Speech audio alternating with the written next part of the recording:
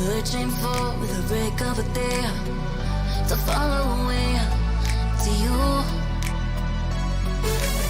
'Cause at the end of the day, I'm still in the dark. They're so low on the Anonymo side. Oh! And the spam into the cubby. Now just one. Oscar is moments away and he'll close it. Anonymo take the victory over Entropic. 2 frags apiece, and now D-Hog gets another one. So that is going to be 3 on the round for him. Are we ever gonna rise again? There's the second flash, and here comes the push. He's blind, but he's still slaying. Shuts down 2 of them. And now he's got support. No. Missed shot on the AWP from Afro. Look at all the ecos here for him. He gets 2. There's the 3rd. There's the 4th. And Spinks denied the ace again. I'm gonna write you a song. You can see him. Neo is about to shoot him in the back. How was he here? Spray comes in, no reaction from Chopper. Has to commit to the plant itself. They're trying to pull it off, but Neofry just lines them up. Dexter with a double towards the back of the site, and he rips apart 3. Good hold here for Dexter, and he will close it out. Oh! Zetko brings down both. It is going to come down to the 1 versus 1, and Hobbit knows where he is. He's jiggling. He's trying to bait the shot. If he can get this one out, this could be massive, and Farlig misses. Nafany's got into cave. Blamef doesn't see him. He's got the nade out, and he drops. Nafany just walking straight through the smoke. Counter smoke comes in, and he pushes through again. Axel's in the back line. He spams his way through 2 of them. Glaive, can he secure the defense at the B site? Says good night to Axel. Oh, shot through the smoke as well. Axel gets 2 and completely capitalizes on the round. Missed shot from Farlig, you gotta hit that!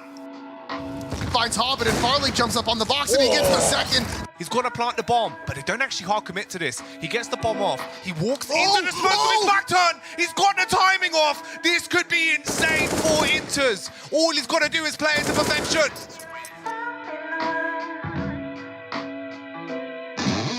Oh, could have gone down. This is rough. 8 seconds left into the open. Skrunk able to close it out. Flash and out. Look at this from Rage. And Sensei under pressure with the AWP.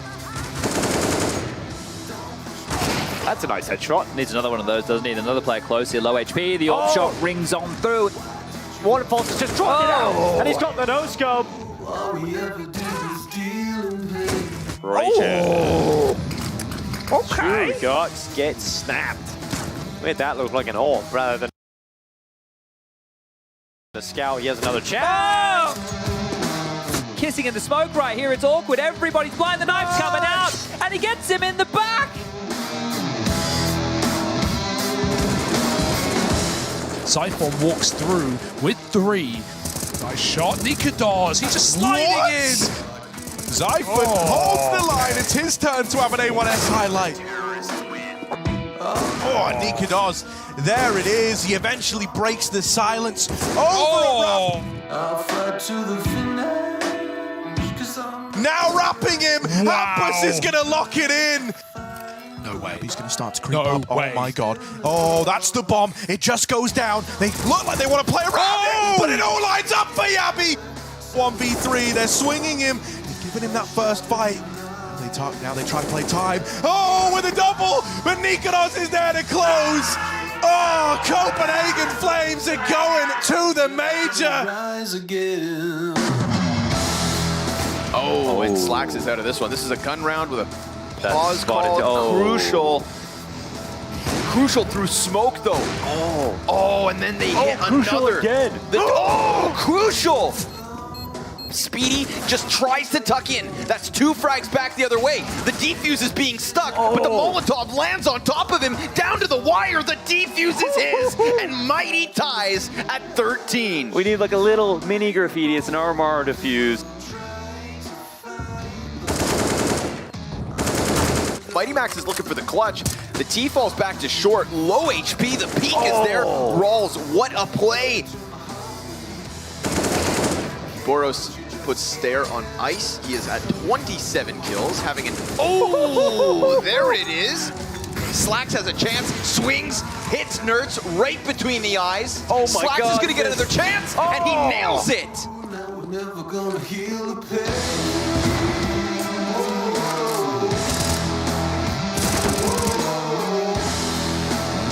He's hiding, and he's waiting, and that bomb is ticking. Speedy comes up. Mighty Max could look to end it. Stair spraying the defuse, not denied. The gun's empty, and Endpoint run it back. Oh my God, they do it!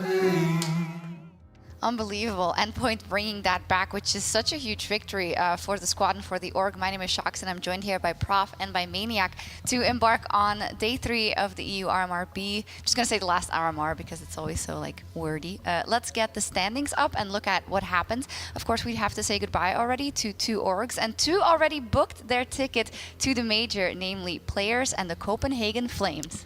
Yeah, I mean, the Players one, I feel like that was what we expected. Copenhagen Flames coming over NIP, that was maybe the surprise of the day yesterday and a big result for the Danish team. Yeah, a surprise, but at the same time, it's right in the wheelhouse of Copenhagen Flames, right? They come to this event, they already popped off massively during Stockholm, and now we're again in the major cycle, and somehow it feels like it's invigorating them. Like all the players are chiming in, Yabi is having a very good event, Nikodos is stellar with the AWP, all these pieces coming together, and that's a great win for them. I'm really hoping that for them the stars align in the same way they did around Stockholm, right? It really does feel a little bit destined for them, but they had to beat NIP and they did so. We're saying goodbye to Sangal and to Sprout. Unfortunate with the stand-ins and the whole situation, right? That's gotta suck.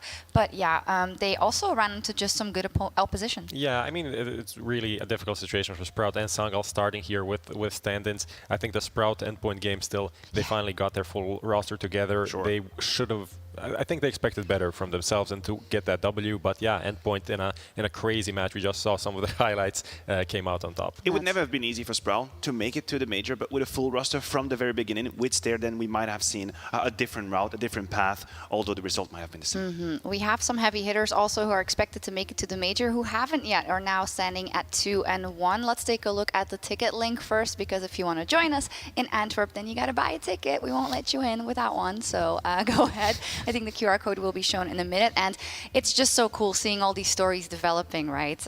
Maniac also some of kind of the underdogs, and it's what dreams are made of in those big arenas. Yes, that's what we're trying to, came across, or making it come across to the viewers to understand that we are in the major cycle. And this is unique when you play Counter-Strike, as simple as it is. And for some stories, we might just look back in 2 weeks and think about the RMR, think about that qualifiers, think about that diffuse you just stuck in the Molotov, how it could have changed everything. Oh, so Saw. that's, Saw, Yeah, I think exactly. we still haven't forgotten that heartbreak. For some teams it's for good, for some teams it's for the worse. I mean, it's not even just the player, the org, the importance of getting to the majors, potentially stickers, the monetary incentive that comes with it, also just how it impacts the whole country's scene, right? If Portugal had a representative here, maybe that influences things in the future, but yeah, now we won't see that A potentially. perfect setup for the schedule today, because we of course have our first match will be Anonymo, who can qualify for the major, for which should be huge for Polish CS, of course. But on the A stream, we'll be looking at these matches, and then of course we have some on the verge of being knocked out. I'm looking at Entropic versus Heat. I mean, Prof, Entropic being in that position, I don't think a lot of people expected that. Yeah, it's a really tough position for them, seeing their kind of rise late last year, the great major, coming close to making the playoffs, similar to Copenhagen Flames. There's 2 teams that are very similar situation, but then coming into this year, Entropic really struggled in Katowice, didn't really do that much at Pro League, and now they're here facing potentially elimination against Heat, and then in the last round, even if they win this one, there's a potential for like a G2 or an Astralis. It's really, really tricky for them. And the 1-2 game is one that is quite uncomfortable to play in, because you don't really have anything to win. All you do is survive. That's it. You have to not really think about the major quite yet. All you got to do is survive and set yourself up for that 5th game now against Heat in a best of 3. It should be Entropic's game to win. Let's slightly touch on the other matchups we have for qualification. Ninjas in Pajamas versus Sinners up first, both on 2 and 1. Of course, NIP just yesterday losing out to the Copenhagen Flames narrowly. What's your view on that matchup? I mean, I saw the schedule now, and I was like, even though I watched the Copenhagen NIP game, I was like, is this correct? Like, is NIP actually playing Sinners today? Aren't they already through? I think what we saw was kind of lack of cohesion in some of these rounds, like getting triple killed and not having the trades on point. Close games as well, but there are certain things lacking, which new NIP now with Brolan, maybe we can forgive him just a bit. Yeah, we'll be lenient. We'll be a little bit lenient because we have Esatag obviously in that sniper position. He surely at times must be out of his comfort zone, out of his depth. I think Brolan is doing exactly what we expected him to do, and that's very great positive. But the story of Sinners is actually quite insane. Like literally 2 years ago, I saw them play in a BOF tournament in Switzerland. They actually came in with their computers to play, and now they're here in that stage. That's actually great. Yeah, it's a great story, and just another scene that's kind of developing in a way. We had Oscar come back. He leaves the team, but they're still there. They're still kind of competitive, and I think the 4C replacement, it's not as big of a drop-off in the server as it is in name value potentially. That's here we such see an the arc. evolution indeed, and it would be nuts if they qualified today, right? If you look at kind of that trajectory. Oh yeah, it absolutely would be, and I think it's quite rare in just the ecosystem of Counter-Strike to have this group of players just spawning from nowhere and surviving all these steps until you make it to under the big spotlights. So almost made it, and we knew it took them 10 years for some of them. Exactly. So resilience for Sinners as well. It's crazy how in the CS scene there's such a pool of talent, literally in every country, right? And it's crazy to see that new names find their way to the biggest stage every single year. I want to also talk about Astralis versus G2 a little bit, because what a great matchup to have to watch, right? And that for a qualification for a major. Great game, and a game that deserving of going to the major. Like if you win this against this opponent, yeah, you deserve to make it the next step. At the same time, like it's fair to lose and still expect to make it through.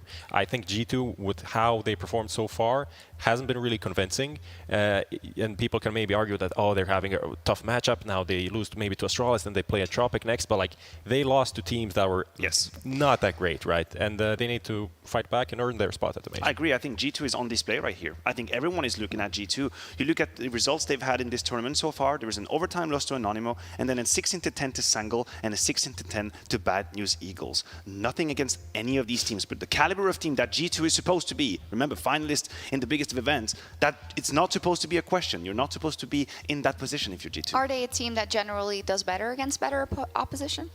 You know, I actually don't really know if it's about a better team, worse team, or if it's a play style. Whereas we had the example against the Eagles where G2 just accepted to have a boxing fight, and it got a little bit messy, but in the end they made it work. But it lacks that decisiveness that we would like to see from G2. It lacks, I think when we watch G2, they're not a team that can come back out of situations either in rounds or in maps where they're kind of down and where things are not going great. And that is, if you want to be a championship winning team, that is a quality that you have to have. Like you can't win tournaments and you can't win majors if you have to have everything go right for you. Talk to me about Astralis just a little bit, because they were up versus players yesterday, and I feel like even though they ended up losing that, we saw some good things out of them, which spelled some good things. But on the other hand, they weren't able to close it out, right? What's your vision on that? I think the general takeaway is positive, especially like winning maps, even when config isn't on. I think that everyone has had their moments to step up. We saw some good stuff from Farlig, but yeah, I think it's a good trajectory overall. It's getting better. It's getting better because the drop-off after their first event together on LAN, which was in Copenhagen, the drop-off was so massive and they looked so much out of solution that we got worried for Astralis. It's looking better. If you really look at the best of 3 against players, it's only one half. The T side on Inferno, where they absolutely looked dry, couldn't find any solution, and were outmatched. For the rest, they really gave a run to players for their money. They were competitive, so let's hope that G2 versus Astralis is as much as a banger as that other one was yesterday. But let's dive into our first match of the day for qualification to the major, Anonymo versus ENCE, starting with Anonymo.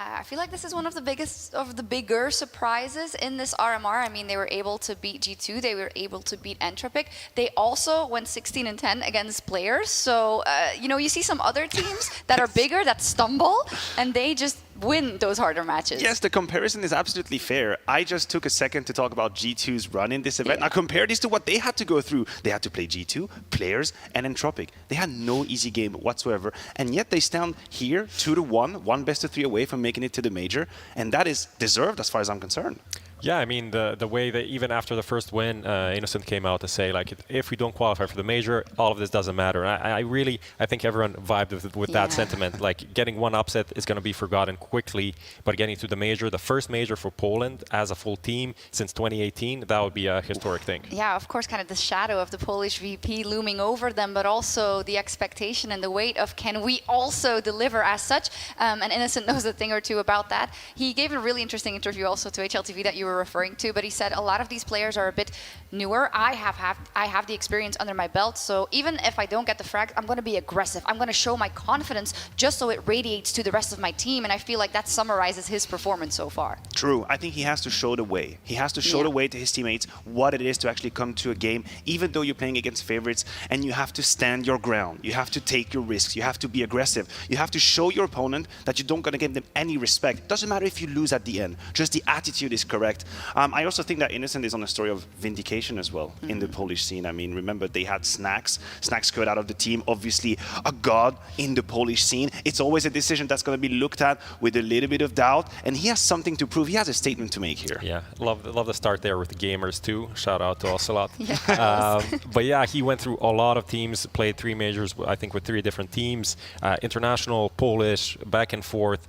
So many different roles that he had to play, and so many rough moments going into Mad Lions for literally 1 month being kicked, then going back to the Polish scene and trying to rebuild something alongside Snacks that also didn't work out, but maybe this one will. And his interview speaks so much of introspection and looking at yourself in the mirror and figuring out what you need to do better. That's what I really appreciated. He said he was aware that in a team he needed to have a voice, he needed to have space, and when he didn't have that, suddenly he got shy, he got timid, he couldn't really do his moves anymore.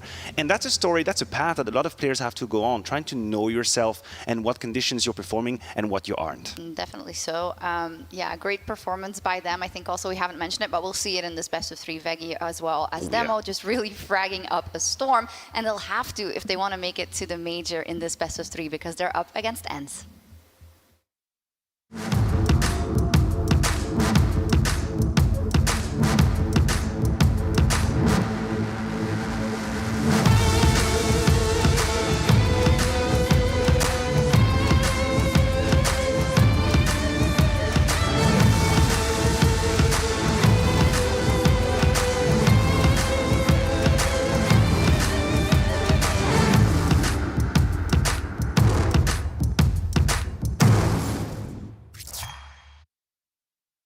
I love it. They now use the LED light to play some guitar on, some air guitar. We're getting more creative here, and I think that's also a sign of what we can expect out of ENCE. We got to start by talking about Spinks. This guy, I mean, insane. His performance yesterday versus Heat, dropping 40 frags, and everyone was talking about it. Yeah, 1.49 rating for the event.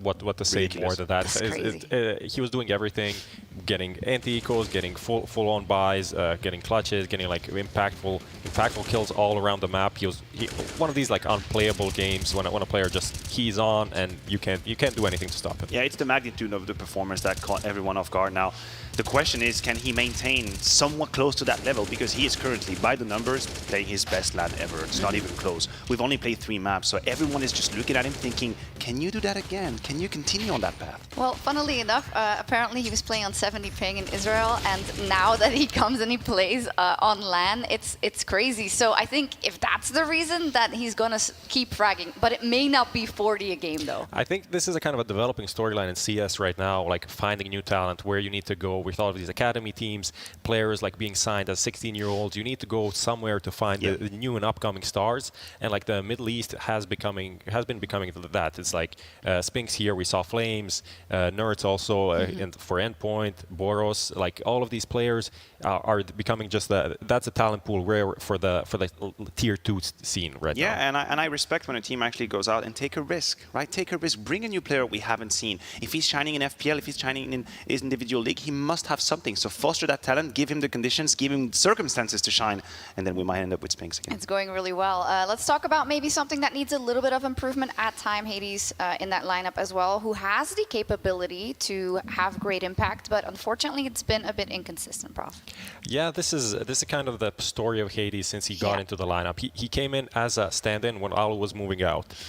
destroyed for a couple of tournaments online. They decided, okay, let's just sign this guy. And as things went on, kind of tapered off, right? Especially as they got into the Tier 1 tournaments, playing against the best teams in the world. There we didn't see him perform as well. But then again, at EPL, he was one of their best players, and arguably their best players alongside Spinks.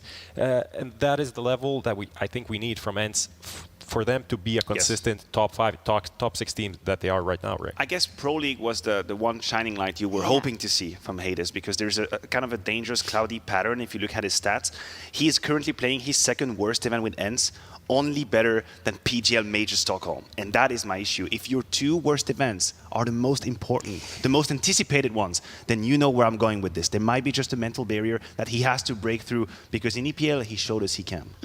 When we take a look at Snappy, the IGL, and kind of his career history, we've heard that he's a pretty open-minded IGL, right? He lets the players find their form. That's got to be crucial, I think, to activate Hades as well. And technically speaking, this environment, like it was at ESL Winter, like it was at EPL, like a LAN environment in a studio, not on the biggest stage, should be the best for them to thrive right now. Yeah, they have a history of performing in these like studio environments, EPLs, that's been their bread and butter in terms of like getting into playoffs, maybe winning in playoffs. I think Snappy, as we see here, like his history is insane. Even took a couple of years off of CS, went into the finance world, decided that kind of sucks, came back to play, and he built this like tier 2 Danish scene essentially, like with Heroic and with a lot of these players that came up the ranks. And now with the ENCE international team, he has actually the opportunity to bring in these like stars that he never had in the Danish scene, because all of them were just being picked off by the better ones. Yeah, he fought for his position right here. I think that's the sentiment that I have. I personally thought before that end story that Snappy was done. Like, we had seen the best of him. He wouldn't come back.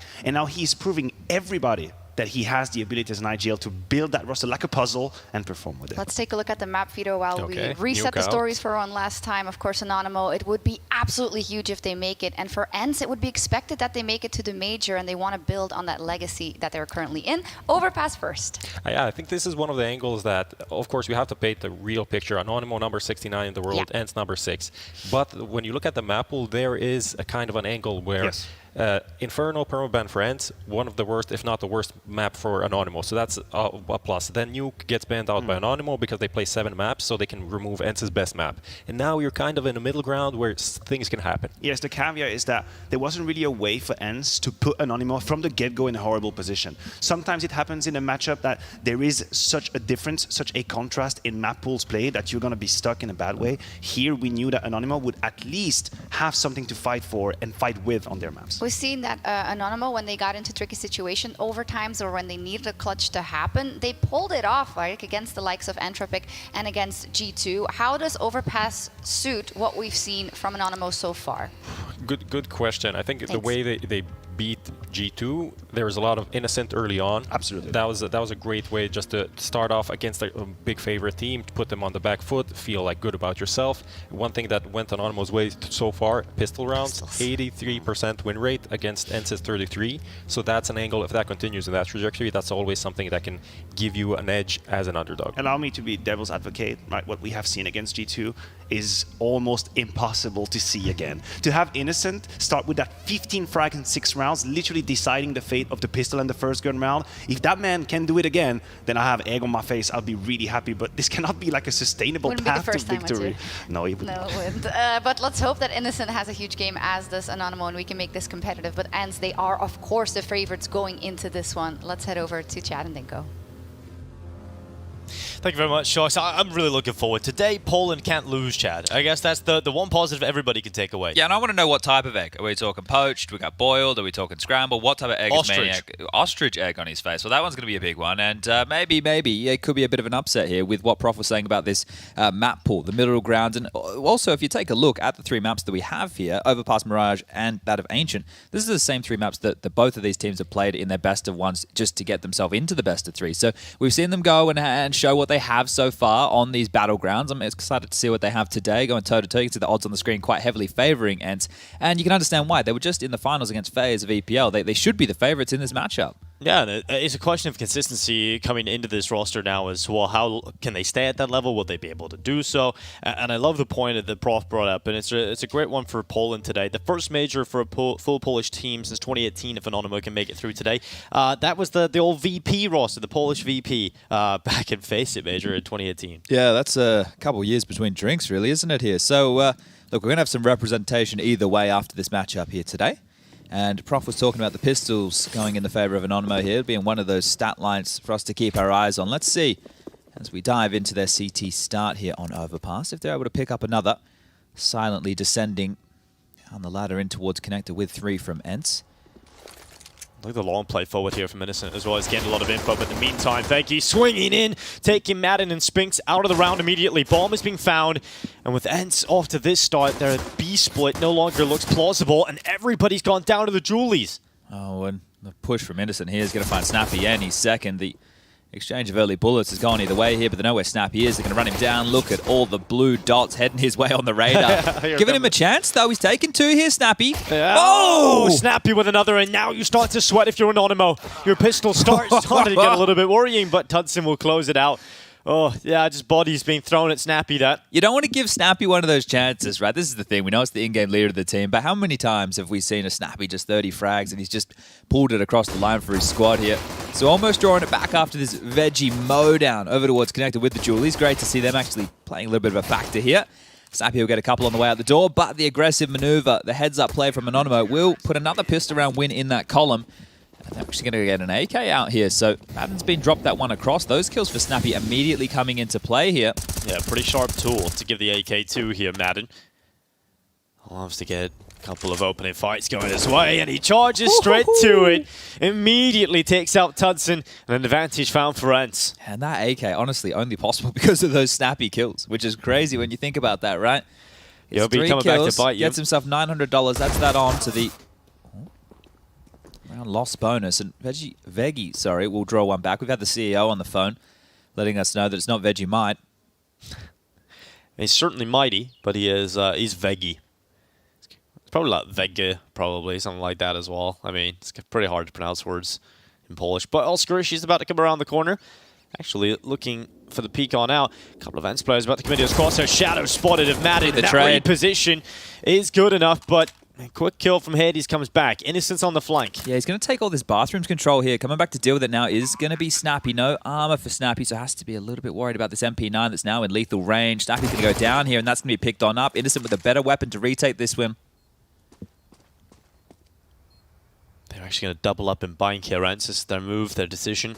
Hades plays the deagle, leads the charge, and now D-Hat tasked with dealing with the cross. Oh, the kills keep coming in for ENCE. Hades and D-Hat taking them down. Innocent thinks it could be long. It hasn't confirmed both positions? Okay. Silenced M4. I think the silenced M4, they're from bank, right? They weren't aware because they were taking those fights over each other's shoulder. Yeah. And both those kills came in immediately, and one of them was with the silenced M4. So the comms just not flowing freely there for Anonymo. Couldn't quite understand where that came on in. And that one stings. They get this pistol conversion, but they immediately lose to the follow-up. And again, it is that AK of Snappy that opens up the play. Good to see Hades finding some impact here. The desk was talking about him not necessarily having the best of times in this event so far. It would be a great time for him to show up, right? I thought that we were starting to see Hades with a bit more consistency after that EPO showing. Because him on the AWP, he can be a bit of a clutch factor for the team as well. They have a lot of firepower in this ENCE roster. It's just about getting it online at the same time. Spinks, yesterday, they even highlighted this. In 24 rounds of play, 40 frags. That's just nonsense. We literally couldn't believe it. We thought something was broken about the scoreboard we were reading. Yeah, I had to check with production mid-cast there to make sure everything was looking good as we were doing that secondary stream. But Innocent slipping around the back. Long bathrooms to the kill, and Hades had the bomb. So Innocent has taken away his kill and now drops back into the bathrooms. Luckily, Spinks was up towards the party, and he will clean up the 2 remaining players he spotted go deep into that corner. Now ENCE can recover the bomb and probably recover the round here, unless Oskarish can do anything from the stairway. Yeah, this connector fight is the next one on the docket here for Spinks. So Veggie looking for his chance with the deagle here. Might be greeted an opportunity. Spinks being extremely diligent. You can see that on the X-ray. Worried about his flank, worried about connector, worried about a little bit of everything here. Is pressure from Demo now being applied, and it looks like they want to hold on to these deagles. Go for the double dip into the next. They've been dealt with. That multi-kill of Spinks is enough to secure the second round here for ENCE. A nice steady start. Pistol lost, but Force Buy back, and they win out the Force Buy wars here early. They haven't gone for that rally, that long exchange. been able to deal with this one almost immediately. And only losing one player of Hades here who was pants in the back of the head with the Deagle. So a very good start today for ENCE on that secondary stream. We do have matches coming to you all day. Those are of the elimination variety. Entropic taking on Heat. You're going to have Bad News Eagles taking on ASG, NIP Sinners, Astralis versus G2, and Spirit versus Endpoint. So some games all day. We will also stipulate the NIP Sinners game is not for elimination, but... qualification. Yes. Just the first few games are on the other side of things. And it's going to be heartbreaking for a few sides on that stream. But here, this is a great opportunity for both of these sides. ENCE, a team you have to expect to be there in the major. Anonymo, a pleasant surprise. Yeah, and Anonymo, we can, while we have these pistols just come out here again, maybe start off. But we got to cover off their G2 matchup for the opening game of this group on Mirage. And it was a very exciting game. Just to build a bit more on what Maniac was saying about the really good start from Maniac, it was Veggie and really good stuff from Innocent. It was Innocent and Veggie, the two who were putting up absolute bombs in terms of impact. They won out a 2v5 pistol round. Innocent was having a couple of massive shots to his name. And then once we got into the second half is where we saw the other three members start to warm into it. Skirmishes had a lot of information players over towards A. Tudson started to hit a couple shots necessary, especially once we got into overtime with the AWP. And Demo, he's shown us some good mechanical ability, especially on the Ancient game we covered off yesterday as well. Oh, absolutely. Well, it was incredibly fun to watch over on Ancient. But here for ENCE, not too many problems. They're cutting through the pistols, they're cutting through the weaker weapons, getting the job done. And it's just a matter of time before we add 3 to the scoreboard. Hades, interesting point brought up by Maniac that it is actually his second worst event performance so far for ENCE.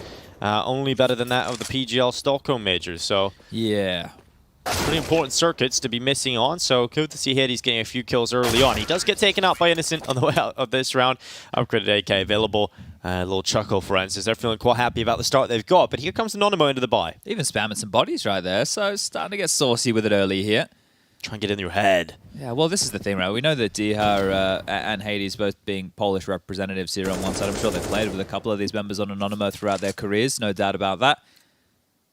And here we go. Mac 10 is going to be retained here for Madden. He has 7k to his name, so could have gone into an AK if he likes, but this might be something fast and furious as he heads swiftly over towards Connector. Deep. Monster Smoke is going to be deployed. A molly back the other way here from Madden just to try and get out this connector control. And Sphinx needs to be careful here because Skirmish's bullets are going to keep him on notice. Chipped on down to 74, but will grab this control over towards Sewer. So as far as the default spread for ENCE goes, they've got that first little key piece of real estate alongside of Connector. This is a lot to have early.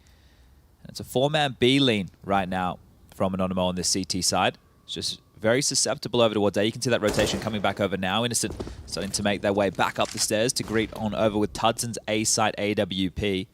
Now, Tudson, I don't think we've seen the best his AWP has to offer yet. I think there's still opportunities for him to start to impress here, and this might be a good chance to do so. Well, he's getting more aggressive. Flash claims the information. Puts him in a difficult spot. You don't really want to re-peek around that long side of the bathroom, so you're now in a tough spot. You keep getting flashed. So Tudson is sticking around. He's playing the dangerous game and goes into the re-peek, and doing so will force him into the AWP of Hades. Not many head-to-heads you're going to see here, but Overpass is a good map for it. So Chalk went up to Hades there over Tudson on the big green, and they can sort things out now. 40 seconds remaining. This connector control and this short control still established from ENCE, and they're actually slinking their way back on down towards B. This could... Oh, I was going to start to fall apart, but Madden's found one on the Deagle here. Innocent's hit the deck. Yeah, came in from the long bathrooms, though, and just the check from Madden, just cutting off any potential flanks. Now ENCE can focus in upon their B play. We're going to need a big hold here out of Demo. And Becky towards Monster. It's a single kill. Spinks clears both out, and they move forward into the site. Madden's finally taken down, but is cleaned out in the trade.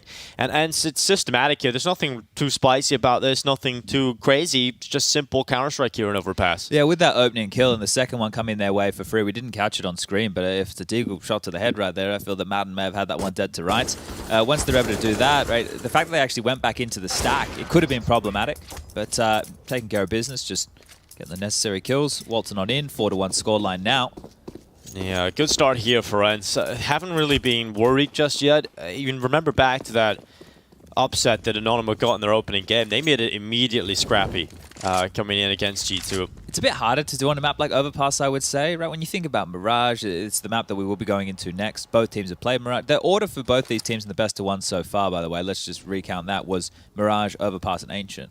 And both of them lost overpass in the middle. Both of them, one Mirage as the opener and one Ancient as the third of the best of threes they played. Well, BlameF did manhandle ENCE in their overpass game. It was quite a brutalizing That's affair. right. They denied them. I think it was like one opening kill in the entire first half. They were just getting absolutely blanked, weren't they? Yeah, I think BlameF was like 25-3 at one point, I think. Just crazy performance. But 4-1 here for ENCE. And we now look to Anonymo's pistols. He haven't really posed too much of a threat in this, but Innocent's got around the back. He's wrapped around. He's going to go for the knife. And okay, he's got the AK and his teammates alongside of him.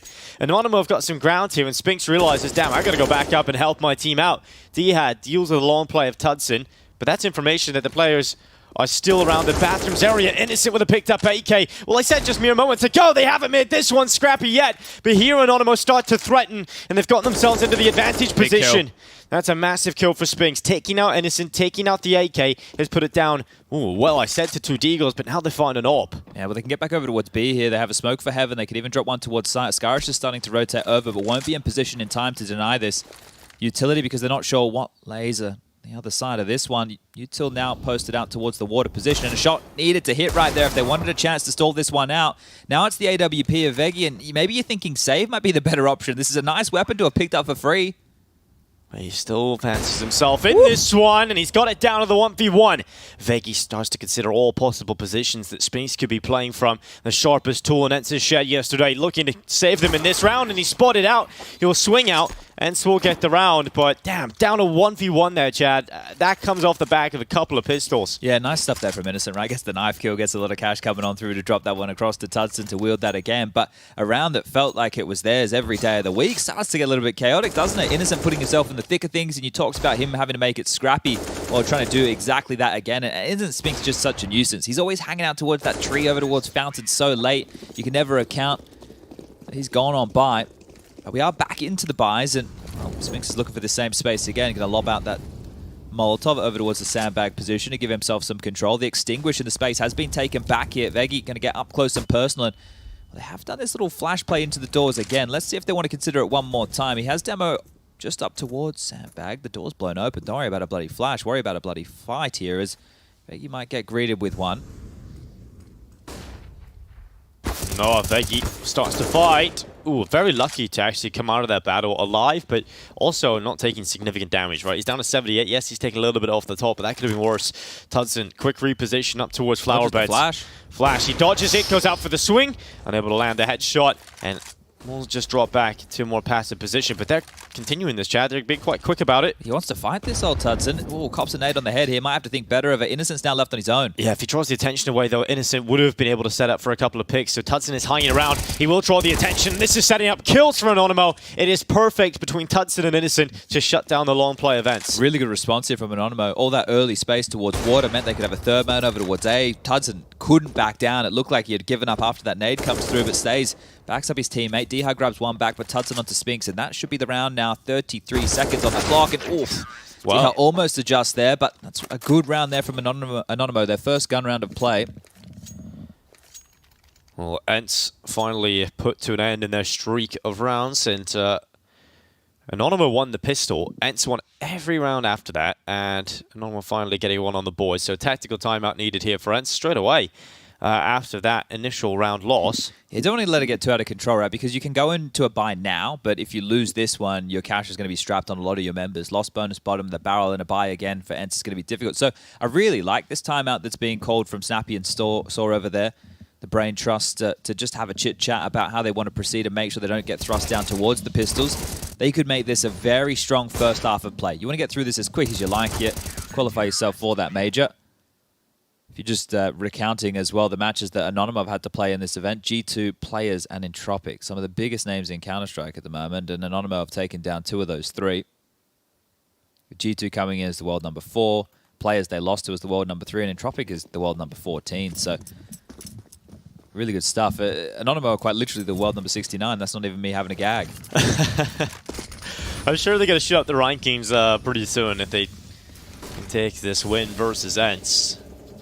Veggie, boosted up, gets the lineup. No reaction to the boost play Ned from could be Hades. good. And the Ned is going to surely fall, but he's going to drop right on him. Veggie just shuts down 3 players out of the timeout, and it's down to 2 already. That's not how they planned this one to go whatsoever. I think they wanted to try and buy this sewer control back in a big way, but Veggie with the boost on up, the change up in the CT hold.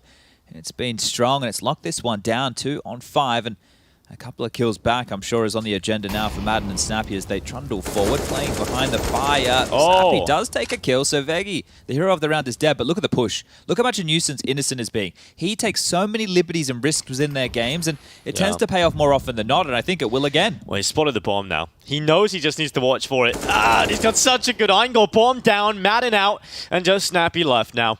And 1 versus 4, he knows he's surrounded.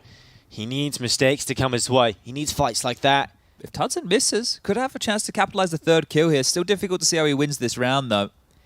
Tudson does miss a few, and there's another one. Snappy pushes in towards him. Tudson's now down. They're fighting him. So close! Oscarish. Very lucky Snappy didn't have much ammo left there. He was down to 5 HP. An extra boy. Snappy would then be in the 1v1 and had a bit of time to go back and get the bomb. So you're giving him too many chances here in Anonymo. Need to tighten that up. It's a good amount of damage being done here by Snappy because this is how it kicked on off. Veggie just up and over and not even being considered, right? The silent stem 4, you can see the orb that was just posted, not even looking in the right direction. So Hades expecting a push elsewhere.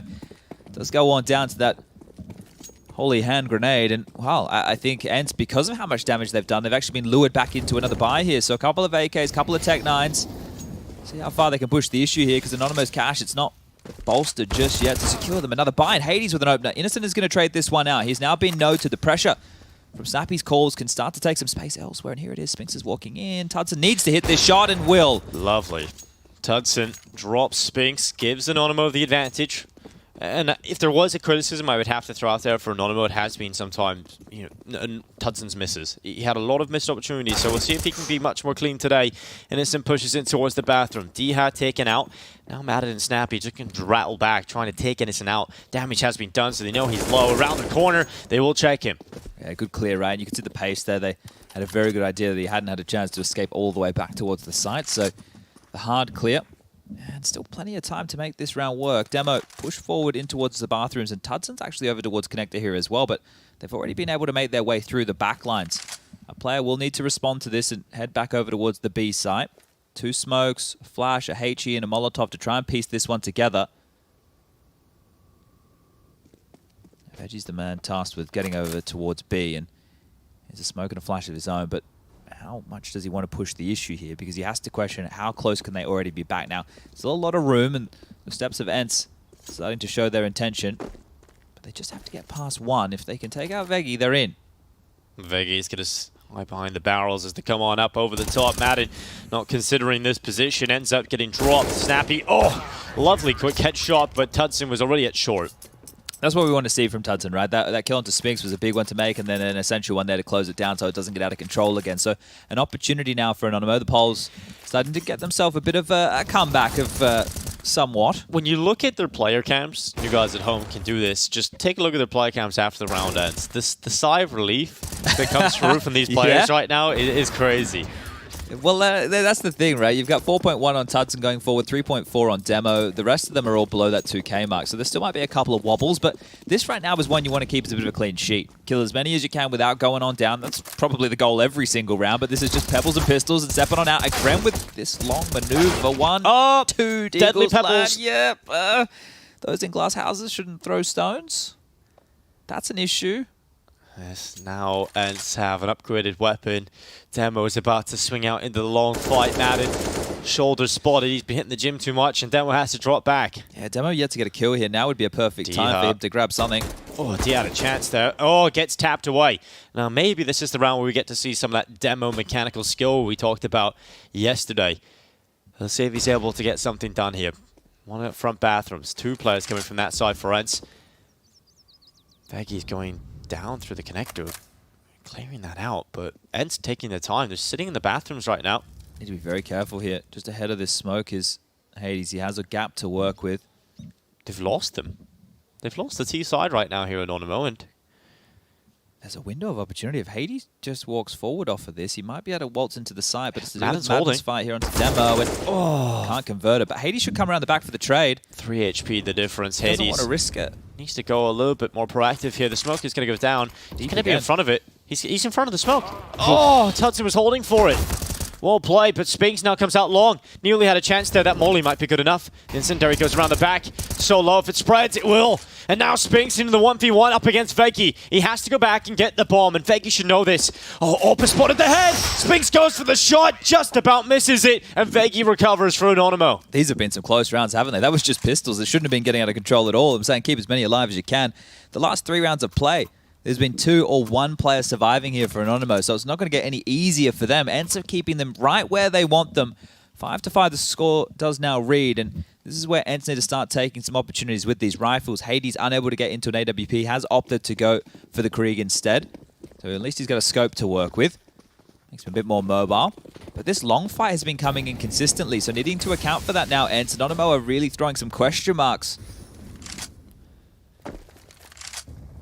Well, 5-5. We're all tied up. The start that everybody was hoping for today. A competition for a spot at the major. Tudson catches Madden just walking out towards party alone. Yeah, he was going for a lot of space there, wasn't he? Just thrust forward, W key down, immediately dead, and it's now having to stomach a man disadvantage here and try and peel this one together. They're relinquishing any resistance they wanted to have over towards A. Demo going to jump back up towards the grading here of the drain. He has Veggie in combo, who's just getting the sweat off his hands and maybe just in time. Here comes the flashes. Demo's fully blinded for it, so he's going to be taken out. The swing out from Veggie. It's just a single kill. Oh, Diha now rapidly racing into the site with some vicious intent. Oscarish is going to try and play around the ramp side. They haven't checked him, and Innocence actually helped him out. Oscarish goes down, though. The Krieg of Hades pulling a kill back. Hades about to walk into Innocent. Freebie. Oh, knife out. Innocent will happily collect that. And Snappy has to collect his mind. Where are they playing from? The 2 positions. Monster short. And now he decides he's going to drop back. You might be able to see this from heaven. I think they planted just to the right-hand side of the bomb box. Okay, so this could be a good position for Snappy to try and close this one. They will start to consider that option and now confirm his spot. AK rattles from heaven onto the defuse, and Tudson. That's a damn shot right to the wall bang. Snappy's head no longer attached. Yeah, as we mentioned earlier in the piece here, we hadn't necessarily seen the best out of Tudson, but now in a map where it's a bit more free with the AWP, he's getting some impact, getting some kills, making this one hurt for ENCE. They lost their early man advantage because of Tudson. He opens and closes this round right here. Here's the opener. Bang, and Madden just caught in no man's land, wasn't it? I think Innocent is very annoying here still, right? Either the aggressive moves, the quick flanks, and the fact he's always in the side. He's making this jarring, hard to account for Innocent right now. He's doing a very good job of unraveling the approaches that ENCE want to have in these hits towards the site. Innocent has quite a good spawn here as well. He's right at the edge of what is possible on that A site.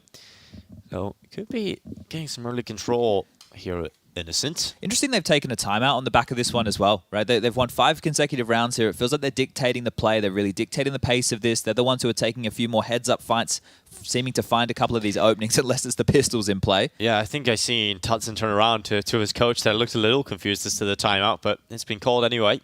Even just a breather right now. You know, you have a handful to use. It's going to be a tense game here for Anonymo. Yeah, see if you can get yourself close to that 10-round mark that is still possible, still on the table. 4 more rounds of play here within the first half of this one. What's the change-up going to be? Maybe ENCE need to take the pace out of this. Bit of a flub piece of utility, but not going to come back to bite Madden in the ass by any means. Just some chip damage done to Veggie there. You can see that one was destined for the barrel position. Just going to detonate behind him. A little bit of damage done, but nothing really to worry about. So this is it. Yeah, ENCE are taking the pace out of the play, right? You can see how much more stalled out they are in their default. It's a little bit more B-heavy. Maybe just regrouping for a B hit, because if they can trade out a little bit more efficiently here and account for the flank plays, they might be able to convert around. Only thrown towards A is 1 front bathroom smoke. That now fades away. Information is being picked up here on the other side of things for Anonymo that there is no presence towards A. Yeah, they're going to start making that move. Tudson's just rotated all the way back through spawn, dropping down the bathroom, so he's bolstered this B defense. This could become a bit of a bloodbath for ENCE. just look at the ramifications of this round as well. They got no money in cash left over. It's connector push as well as a party control. They know 100% right now that it is going to be this B hit. There's no doubt about it. Yeah, they're just so ready. And this is about to be brutal. They need to trade out efficiently. It's one for Demo in the initial swing out hit. He's quick to it, and Spinks just taps down, but the flank from Innocent. Look how quick this has come in. Once again, around the backside. He is such a nuisance right now to ENCE. Spinks starts to move forward. It's Madden that's found the kill on Tutson. They know that Innocent's around the flank, but they've moved forward. They tried to take some control towards CT and Graffiti and play from this side instead. They've now traded out position. Anonymo trying to come back in for this. Oh, smoke again. It's going to drop. Or Innocent in the wrong spot, but Oscar is going to swing on out. A kill for him on a Spink, puts it all on Madden. It's down to the 1v1, and Madden closes it out for ENCE. A much-needed round win that keeps the economy afloat, and that looked good right up until the end for Anonymo, and Madden switches it on. That's going to be so annoying right now for ENCE. They're getting into these sites, they're taking the fights, but the flanks are just constantly there. There's been so much pressure applied, and it feels good, right? It feels really good for Anonymo as part of that retake, coming on in. They have them on their haunches, their backs against the wall. As you mentioned, they switch out and trade out places, so now they're the ones having to defend, but they have the friend that the timer is of the bomb. They're able to pick up a big round here. We say big round because look at what it's done, right? Anonymo, as mentioned, had won 5 in a row. 5 consecutive rounds here on the CT side, but because of the close nature, by virtue of the way they unfolded, his ENCE coming out the better on the buy. It's going to be 3 Deagles, 2 USPs, up against a Galil, an AWP, 2 AKs, and a MAC-10 for Snappy here. So again, this connector space is just being taken. They seem to get this more often than not on the CT side, and here comes this late lurk of Spinks. Up the ladder they come. He's going to spot the barrel, grab himself one, and I think that might keep Innocent at bay for now, hoping that the footsteps, as they get more and more distant, he can now try and take this space back. He has Veggie alongside.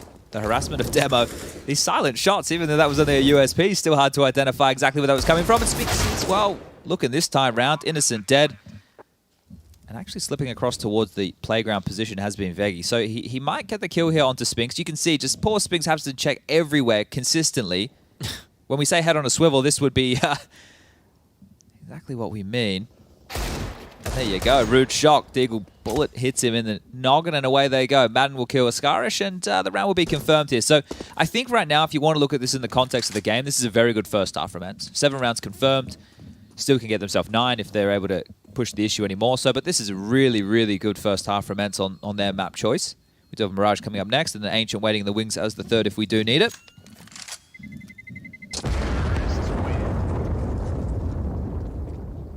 And ENCE will start to feel a bit more comfortable about this.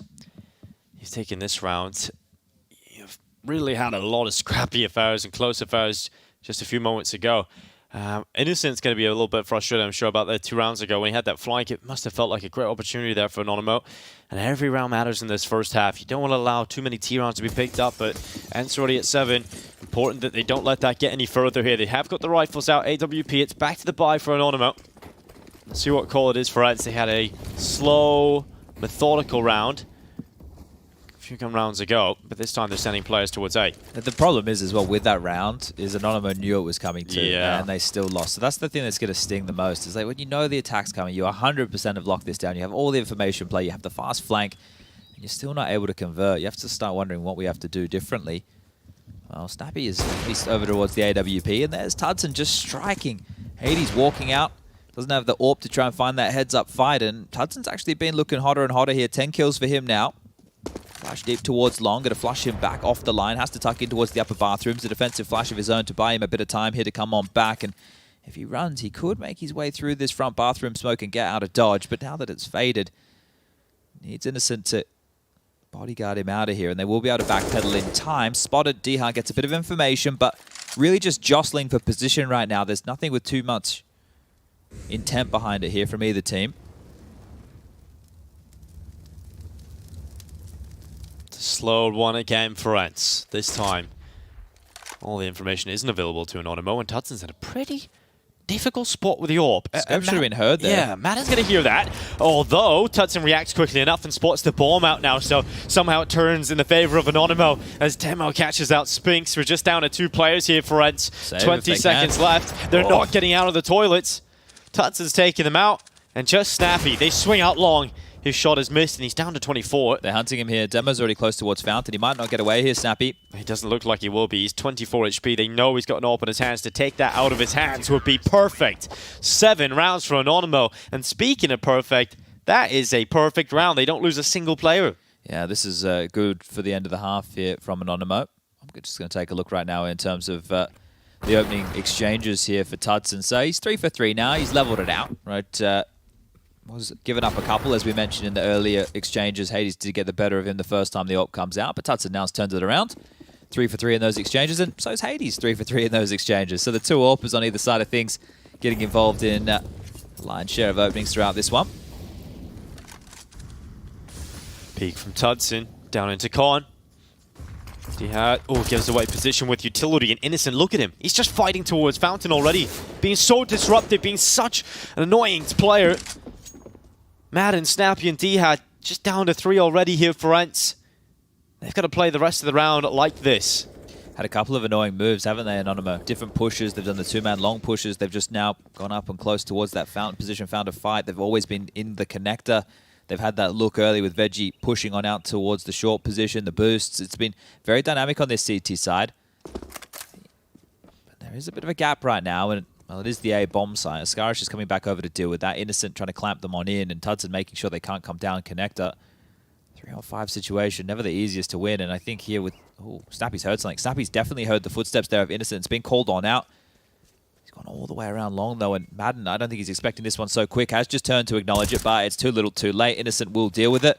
And this should be the round here. 8 looking good for Anonymo now in this 2-on-5.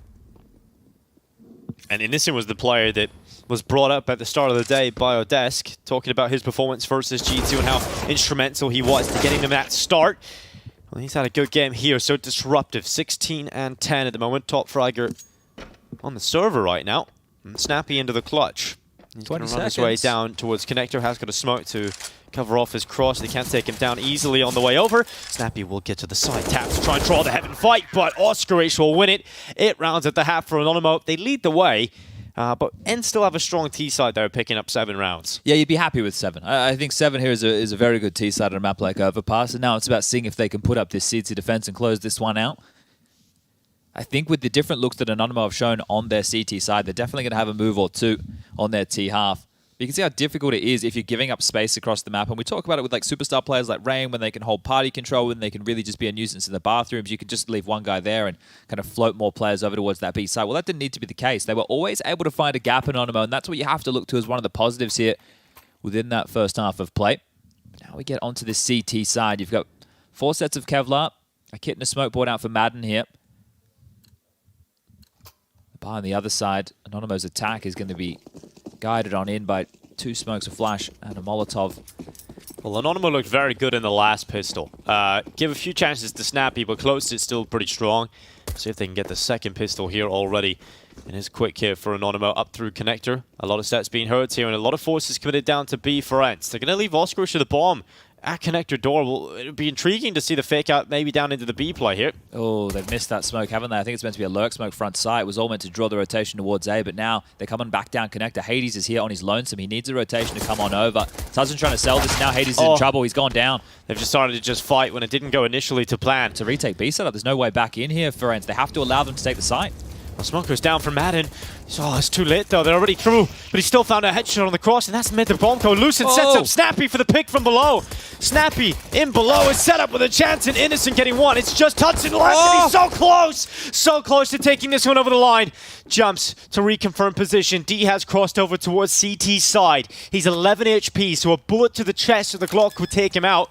And Tudson now commits to the plant, realizing how much a pistol could mean here. And he's so close, he'll close it. Anonymo gets scrappy, but they find themselves both pistols here on Overpass. Yeah, chalk that one up. Another pistol around here, both within the series. Massive stuff right there, and it looked good as they were entering into the site. They take out Hades, but Snappy's the man to draw this back and make it interesting. Snappy's just able to tuck himself into this pit. They have no idea where those shots are coming from. Gets himself a second onto Veggie there, and it looks like it's done. It looks like it should be all over here, but Tudson able to confirm it, having what I would say is probably one of his better maps so far throughout the showing here at the RMRs for PGO European Group B. Now back into play, and there's going to be a scout for Hades. He is completely blind, wants to make sure he tucks out of site before they hunt him down and looking for space. Demo has quickly resided to take any long aggressions. It's a very standard default here. One babysitting the backyard of B. Got the A pressure with 3 and one over towards connector of Veggie just to make sure that there's no cheeky business going on down there.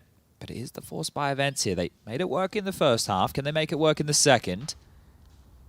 To try and pull this one off, they've gone for 4 Deagles as scout. Now, the smoke on Snappy and a smoke on Madden. How are they going to deploy these? Traditionally, see teams like to lock out that monster position, force players up through the sandbags and short. Snappy is, however, over towards short right now. Madden throwing down the smoke for Monster. It's a deep one. They're held behind it. They're now going to be forced through the tunnel, manipulated perhaps to go in towards Snappy's crosshair, and he's waiting for it. Innocent, no trade potential. He's the only player there. Snappy hasn't committed to re-pick up that rifle. There's still 2 players on A. They're still going to be able to deal with this here. D-House back towards Bank. They've even got Spinks. Make that 3 players towards A right now. ENCE are ready for this. Yeah, they are. It's all about landing some shots. It's all about Anonymo being methodical but limited time. And they will just swing on by Spinks. Gets absolutely Ferrari peaked there.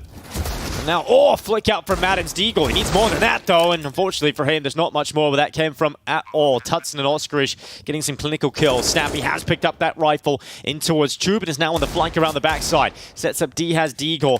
And well, we know what D has Deagle can do at times. Well, Snappy getting involved alongside of him and has put down Tutson in a 1 versus 2. The tap is putting pressure on Tutson. He can't just stay here. The stick is coming round. They've come off it. Tutson taken out. Snappy picks up the rifle, and it all comes off the back of a 4K from the in-game leader. Huge, right? These are the type of performances that Snappy can have. And you look at the aim, you take the name off, right? Who are you looking at here? What absolute blistering hot shots from Snappy there to claw back another force by victory. You lose both pistols and you win both second rounds. I'm sure you take that every day of the week because now you're set up in the perfect position to convert against the force by wars again. And this is the chances for Anonymo that they feel must be slipping through their fingers. If they were able to convert this with what we saw within that first half of play, they're definitely a threat, definitely not one to be slouched upon. What a round. Snappy, just beautiful shooting right there. And it's massive rounds. There's that an instant rifle given away in Tube at Water. When he gets that 1D, he gets untraded and he can just pick up the rifle and flank.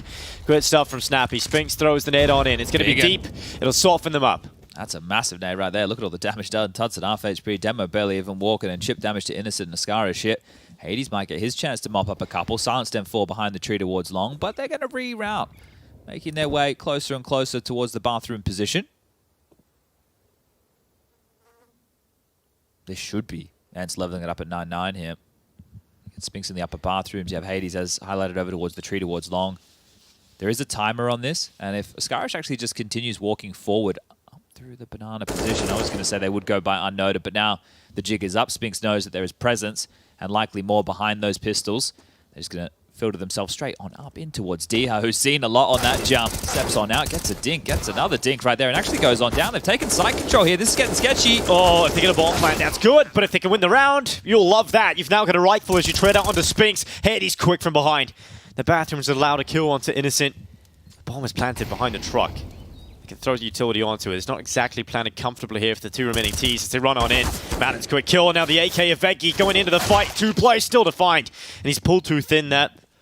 But a fantastic round, really, from Anonymo. Yeah, I think that's a key little summary right there. It is a fantastic round. They were taking a bit of a save here. They wanted to buy in the next round regardless. They've gotten the bomb down, and look how good their cash is going to be off the back of that. A couple of kills, going to force out some rebuys. A very, very threatening round. Felt like it should have been a little bit cleaner for ENCE right there, but that timing, it did catch them off guard. We're able to find the gap, pressure them, and even get a couple of nice ones. So the AWP going to come out for Hades now. The same can't be said for Tutson. They're going to be operating with 5 AK-47s into the first gun round here of the second half for Anonymo. Let's see if they can be just as competitive on this T side as they were on that CT half. It was a string of 5 rounds to really get them back into the piece. And that round that Snappy breaks them, that could be one of the first steps to victory for ENCE. And they realize Anonymo, that was an opportunity for them they should have taken. They can recover that now. There's no A presence whatsoever at all. They just went for the extinguish, right? And they're very heavy towards B right now. They've taken full control of sewer. They have a little bit of connector presence with all that U2 going back and forth. And they actually want to see if they can get a bit of a boost up going on here. Innocent to be elevated. See if he can find a leering head. No, he's getting boosted up to Oh no, they've fallen off the boost. That's a rough start, and now all the time that's being wasted has allowed ENCE to play much more aggressive. Spinks is pushed all the way down. They've got so much control. They know that every player for Anonymo is outside B right now. Well, we did see a round like this fall apart for Anonymo in that first half, right? They had the flanks, they had the info, and the B hit still came in, and they just couldn't trade efficiently here. So Sky's trying to see if he can find them a way out of this, aware that that is a potential. They have to know that the push past them could have come in at any juncture. But that just seems a little bit more like a quizzical flash to throw out and maybe put some more questions into the ENCE camp. They're about to run into a blue wall. This is going to be so hard for Anonymo to get through this. And even if it comes, there's also this flank coming around the back for Spinks. This should be signaled now. Here they come. Veggie, he's taking the first kill. ENCE have traded it out with Hades AWP. They haven't even got the bomb down yet. They haven't even started to think about the bomb plant. And now they go into Snappy. His kill is good, but Demo runs over the top, treads out the in-game leader of ENCE. And now just down to 2, but the flank from Spinks. It is massive, but it hasn't got 2. Hades now into the clutch up against Demo. And Demo has been quiet, but what a round this has been. 3 with 8 seconds left, 3 single health points available. Oh, Hades knows exactly where he has to plant, holds it, gets the pick. ENCE recover the round. A chance there for Demo to do everything, but he couldn't quite muster it. And ENCE, with a strong defense, take themselves 10. Yeah, even still, though, they had all the info, they had the stack, they had everybody in the right places, and they almost lose this one, right? So, again, we can just reflect on how that went for Anonymo in the first half. Fortunately for Hades, going to get himself up now to 16 kills, but an opportunity goes missing again here for Anonymo, really running out of these chances. 2 to 4, as far as the timeouts go. They're going to have 2 more remaining for Anonymo. But this is the question, right? When you do that much damage in a round like this, do you want to buy back in? You know, you've got 4.8 on Demo, you've got 3.7 on Skarish, 3.8 on Innocent. You could buy, right? You could definitely buy. It would be Galils instead of AKs, but it's still going to be quite threatening, and it would be a good decision to make because Snappy and DH have actually brought out MP9s. They don't have M4s in their hands, so this is a great opportunity. As they are Anonymo running out of them, well, it feels like they can make one of their own right here, and they're operating to go with a half buy. They're not going to go all in on this. They're going to Mac 10, some Tech 9s. They're keeping it a little bit light. This will guarantee them a threatening round right now and then a threatening round into the next with the loss bonus of 2,900. So hedging that they can get the most out of this, and the B bomb site was almost susceptible there. Let's give it another go.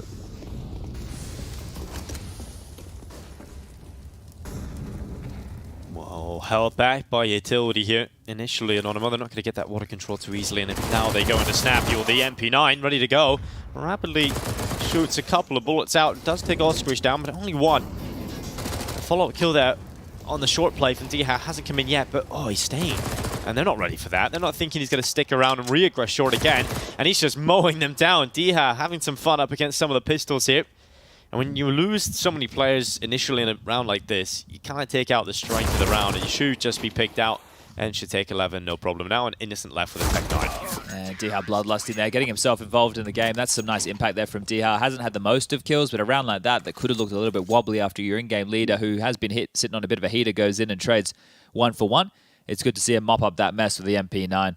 Earn some good cash, can drop that one across. DH's actually going to hold on to the MP9 and give Snappy and M4 into play in the next. But Anonymo, as we mentioned, they hedged their bets. They kind of leveled out the cash to make sure that they could stay threatening in 2 rounds. And this is much more of a threatening purchase here. 5 AKs again. Is there much of a change up here? Double incendiaries right now to corral the T's. Tudson will have to sit back and wait out that second one. They have extinguished onto the first, and Spinks with Hades are both staying quite aggressive here. Veggie's taken down to 25 right away. Perhaps the last round for DH. Fired him up with the MP9, wants to get involved again. Hades playing further back because he has the rifle support here of Spinks, so he can commit to the right side of the angle for the time being. Flash is going to get him in the open, takes out Spinks.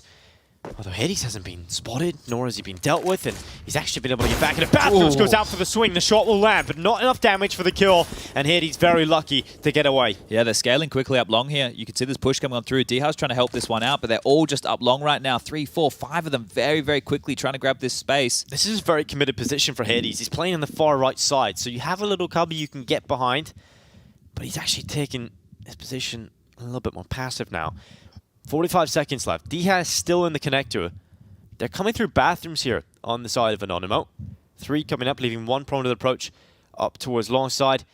And Oscar is joining them just outside the divider. They've gambled B. Yeah, it's worked out here for Anonymo, hasn't it? They should just be able to stroll on in. Diha has the worst weapon for the job here to fight them at range, so as he comes behind up, him. oof. Oh, the element of surprise. It's delivered one here for Diha, and that might just hit the panic button, as now he's got a better weapon for the job too. Safe. They have to, but Diha, he's not making anywhere in this world safe for them now. Tudson's gone down, and just like that, 2 picks coming out, and Snappy through the smoke. Oh, Snappy! That is just brutal. Takes them down through the smoke. The second one is ridiculous. And Innocent left in the bathrooms. The bomb is taken away, but realistically, Innocent doesn't have much of a shot at winning this round at all. And Diha closes with 3. What a quiet game he's had, and he does that to them. That's crazy from Snappy right there. I don't think he's even piecing together where that second kill came in. You can see the grin on his face. It's just so fortunate that's even able to land right there. And another threatening round from Anonymo. They get the opener. The utility was great to take down Spinks here. But Diha, just in the backlines there with the MP9, does make it work. I thought the range was going to be too much. There it is. The second one just wildly swinging around and takes down Demo over towards the truck position. It is going to be the 3rd timeout call for Anonymo now, so using these a little bit quicker here within the second half. And again, they can buy. Again, they can get out these AKs. They won't be able to establish too much of a game plan around Tudson's AWP that was finding them some traction over on that first half. But the score now 12-9, a 3-round differential. Well, ENCE now 4 away, and it feels like Anonymo have been in this game the entire time, Chad, and have lost so many little tiny opportunities throughout this game. 2 force buys, you know, rounds where they had number advantages. Yeah. It is getting a little bit rough out here. It's frustrating. It will be at the back of their head if they don't pick this one up today.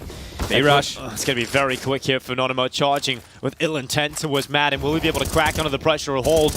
Oh, he's done very well there, hasn't he? Just one. Diha on the site has done most of the work.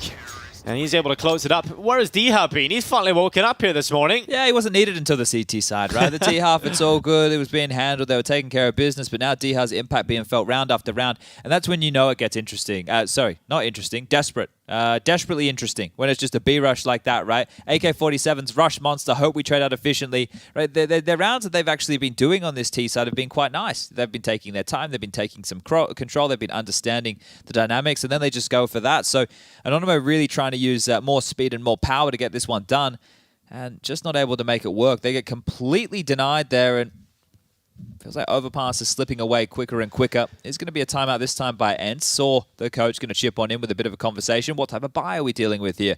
And maybe just have a bit of a smile. Look at all the smiles on all the faces. Everybody's having a good time. Yeah, loving it right now. I think Polish fans today are probably a bit torn, Chad. Well, you'd probably want the Anonymo, the 5-man representatives to be there, but I suppose this is why you're saying it's torn, because ENCE right now, probably the best team with Polish players. Yeah. So maybe if you're a Polish viewer at home, maybe you guys can let us know. Who do you want to win? Or doesn't it matter? Do you win either way? Well, it's a good day nonetheless. You get to see a lot of Polish representation on the server. We'll see what Anonymo are able to pull out of this round. They have gone for the half investment. So upgraded pistols, armor, and they've got some utility around it too. This type of round is where you would love to see that rush that they just did through Monster, right? See if you can scale quickly, extinguish a molly, maybe a couple of tidy flashes and get over the top of... Look how ready they were for it though. Look how many players are on the side of the map for ENCE. If you go through connector, you've got to deal with Snappy's rifle. He is in a position where he could be overrun here. Snappy gets 1, 2. Oh, it's just cleaning up actually, rather Spinks. Snappy's inside of water. Spinks just cleans it up. Snappy now coming back in towards connector. It's all shut down here. And Innocent now going back in towards the bathrooms. Those damn pesky capital S's, isn't it? Man, it's just... Yeah. I was just seeing the Spinks and the Snappy and... Similar letters. Yeah, you know what? Doesn't matter anyway, because he shut it down. Snappy would have done that too. Snappy has been doing that, right? Think about the rounds that Snappy's had here, and that's why I think it's also going to add a bit of frustration over there for Anonymo. They've just had Snappy come on through and ruin their day. And Innocent with the deagle gets another, but that's going to be it. They just throw their bodies to get the round converted, 14-9. Now, it will finally be a buy, and the first time on the T side that Tudson gets to bring out his AWP. So that is a positive. If you're looking for an opportunity now for Tudson to wield the big green, see if he can find them some space to work with on the AWP and consider the communication coming through as the call is being determined. This is a strong-looking buy here, but it's time to get around for Anonymo. They've only managed one this entire second half, and it was the pistol round. Yeah. It's been a rough showing for Anonymo in the second half on the T side. I think the writing is on the wall when you lose a couple of these close ones. ENCE just pushing forward and forward. Innocent trying to take some fights early, and Snappy will beat him out on that. Spinx takes up the exact same position that he used in the last round, and it's worked out again. Veggie, the second victim of the round here for Anonymo. They swing out into Hades at long. He's missed his shot. That could have been 3 already for ENCE. I think they'll be happy having a 2-man advantage right at the start of the round. Well, they're still going to push the issue. Look at this. Actually still leering through the monster tunnel. So going to get caught right there, Madden. They do give one back over. The AWP of Tudson combined with the Skirmish there for the kill. So have given a slight chance here for Anonymo to work themselves back into the round. 3-on-4 situation. Plenty of time on the clock. And check this move out from Demo here. Has actually been able to thread the needle and find the biggest gap available on that A site right now. As he walks on forward, we'll have to deal with... Oh, the rotation's just hasn't been called back over. Still floating just towards the top of A is Hades. The Skirmish has grabbed another one, so finding themselves now in a 3-on-3. Yeah, lovely pick there for Skirmish, and 45 seconds left.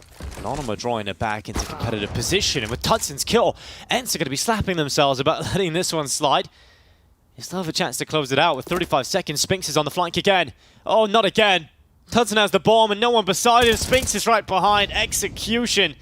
As the bomb goes down, and Demo alongside Oskarish, they need to pull this one off. Demo might get Hades for free here. I don't think he's considering this. Oh, he's positioned himself behind the pillar, so looking good to just hide from this maneuver. And Demo, as he jumps on out, he gets plucked out of the sky, and just one man standing. Askarish goes down to Spinx as well. So an opportunity. Spinx has been the nuisance, hasn't he? Well, he did what Innocent did in that first half, right? Yeah. Just an absolute pain in the ass with those flanks after flanks.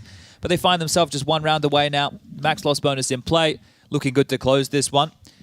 There's a couple of sweaty moments, but it has been a very tidy way for ENCE to pick up what should be map number 1. If you do want to check out what's going on that secondary stream, the B stream, head over to twitch.tv/PGL_CSGO or go to YouTube. Type in PGL. You can find the streams, watch them in 4K, you can pause, you can rewind, you can do all that good stuff.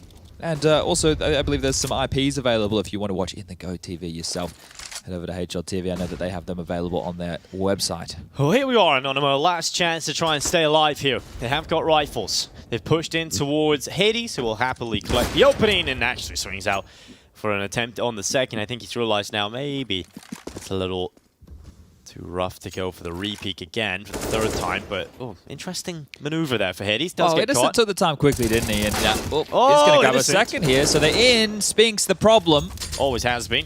Spinx the Minx, and now it is going to be Dhad coming back through the bank. It's a boosted up position here for Spinx to try and peer down long side, but bomb can be committed to here for Anonymo. They're into the 3v3. Dhad, not again. Another smoke kill coming in for ENCE. He's constricted through the exact here. same position, but Veggie Dhad, should have this. Oh, the wrap around the back. Veggie does take the headshot, and they've taken some ground to play the post plan. Madden and Spinx now having to recover this one alone. Bomb is planted on top of the truck. Bit of a limp smoke out here to lurk behind for the T. He's trying to take some space, but Spinx finds him just one now with Veggie, and he's trying to get it done all alone. The trade from Spinx will come on out. The defuse is there. There's plenty of time. 16-9.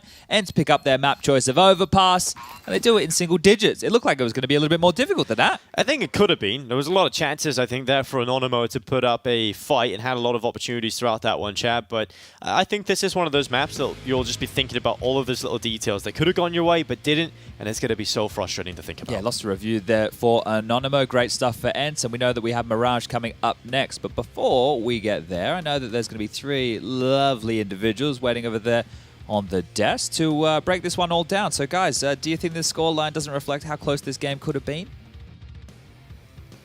You're lovely as well, and I think that's right on the money, and that's also going to be, I think, the focus of a lot of this post-game analysis, right, Prof? A lot of what could have been threatening, but not being able to close out the rounds for Innocent. Yeah, kind of the sad story of the underdogs. Good game overall in Overpass, and a lot of key rounds that went the way of ENCE and just made it look like a very convincing victory in terms of the score.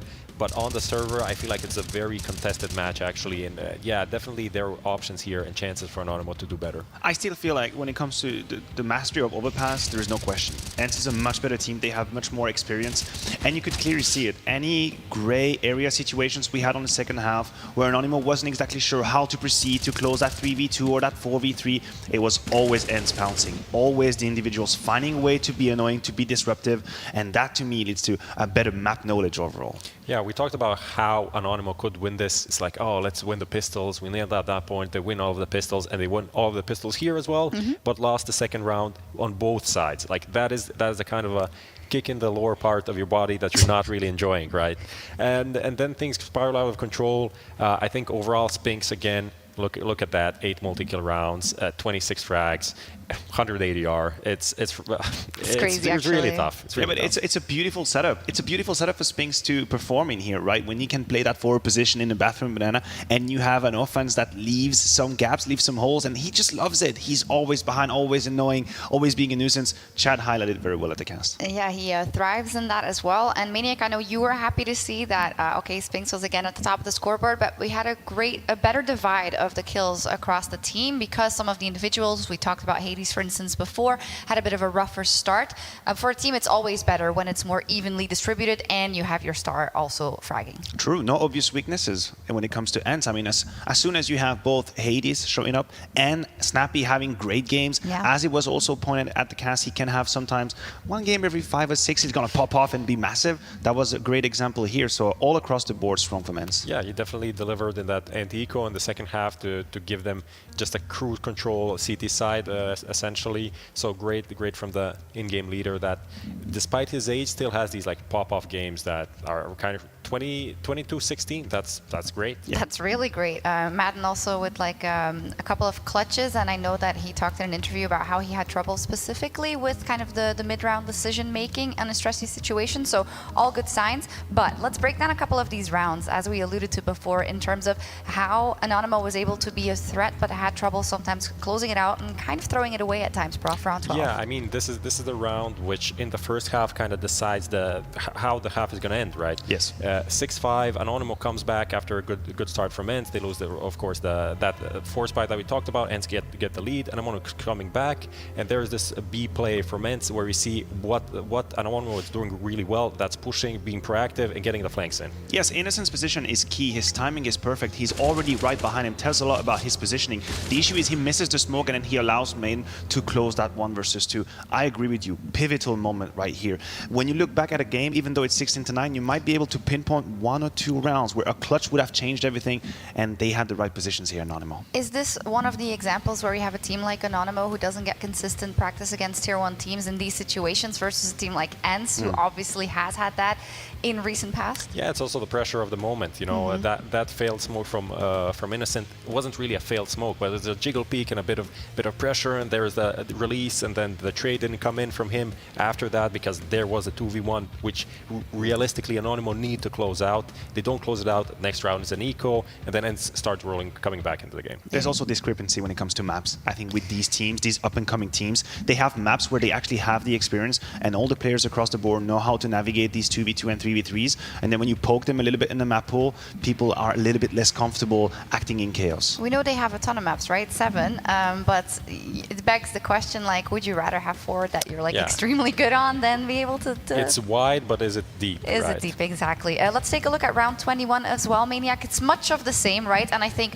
although we're focusing on the opportunities for the underdog, we do also need to emphasize how ENCE was able to close it out a lot of the times. Yeah, absolutely correct here. That was a given for Anonymo, executing a 5v4 on an empty A side. But again, Diha strikes in from behind. First mistake on the side of Anonymo, no one is really covering him. And then Tussen offers himself to Diha, who's actually in a very good position to make the difference. And from that point on, things just kind of fumble and crumble. Really well played by ENCE, don't get me wrong. They I guess, optimized all the situations and possibilities they had in this round. But if you just opened the round at 5v4, I would have told you in the green room that this was one for Anonymo. They had all they needed. This kill that Tudson gives away, that is kind of the unforgettable thing that you go back and you rewatch the demo and you're like, because the information is here, what right? was I doing here? What was I doing, and why did I do this? And then the Snappy coming in with a double through the smoke, yeah, then you really have no chance anymore. But yeah, definitely a great opportunity and another eco after this. Yes, and that's the story of the game we're trying to sell here, is that Anonymo were definitely in. Most of the rounds they lost, they had a foot in. They were making the difference, but whenever they had to close it, whenever they had to play the strict discipline Counter-Strike, not allow ENCE back in, a few mistakes were made that were utilized by. Yeah, regardless of their great performances so far, this is where spot 69 versus spot 6 comes into play a lot. Let's look ahead to what we got coming up next, which is Mirage. So obviously ENCE, I think, have emphasize how much they are the favorite in this matchup. What kind of possibilities can they get on this next one? Honestly, like Anonymo, Mirage, I think that's their best map, Yes. right? That is their best map. They, after this kind of a performance, maybe feel a bit deflated, but I think they also showed enough that they can take it to these guys, right? And on Mirage, what you're talking about, they're going to have a better depth in terms of these 2v2s, 3v3s, how to close out when we have an advantage, how do we finish off this round when we kind of know where they are and we just need to do the basic simple thing to eliminate the opponent. And that has to be the deciding factor. If Anonymo are given opportunities on Mirage, I think they have what it takes to close rounds, but they should not sleep on ENCE. And I don't think we should be blindsided by the victory against G2. It's great from Anonymo, but again, there is a caveat to it. So it's going to be a hard-fought game, but I believe in Anonymo and I believe in the ability to go to a 3. That they can make it competitive. When we look at ENCE, though, obviously want to make it to that major. They have such a sour taste in their mouth after playing versus FaZe in the EPL finals, of course. I guess we talked about the chip on their shoulder continuously, but it does really feel like this is a breath of fresh air for this roster that has a lot of possibility. They just need to harness in a way. Yeah, I mean, Madden said in their interview, like, their main goal is to go through, hopefully 3-0, but 3-1 is like what they need to do. And just to prove everyone that they're a serious team, that the last round wasn't a fluke, and that they're a team that will be taking it to the best in the world. Yeah, that's the journey they're on. They want to prove to everybody that what happened at Pro League wasn't a fluke, that they deserve to be up there, that they will fight deep in playoffs. And what better ground to do it so here at the RMR? You qualify 3-1 cleanly, you go to the major and you go on your journey. It's a long one. You have to be patient when you want to earn your stripe and your respect in Counter-Strike. And I guess in that regard, when we tie it back up, it's like you have seen other big teams stumble in situations like this, even in this particular RMR, right? So for their sake, they'd want to smash Anonymo on Mirage. I mean, there's also the angle of the legend spot potentially. Yeah. If you go 3-1 here, you could fight for that extra legend spot that is still up for grabs. Yes. Which means you skip a week of stage of competition at the major, which is always nice. Gives you a little bit more practice and time to prepare.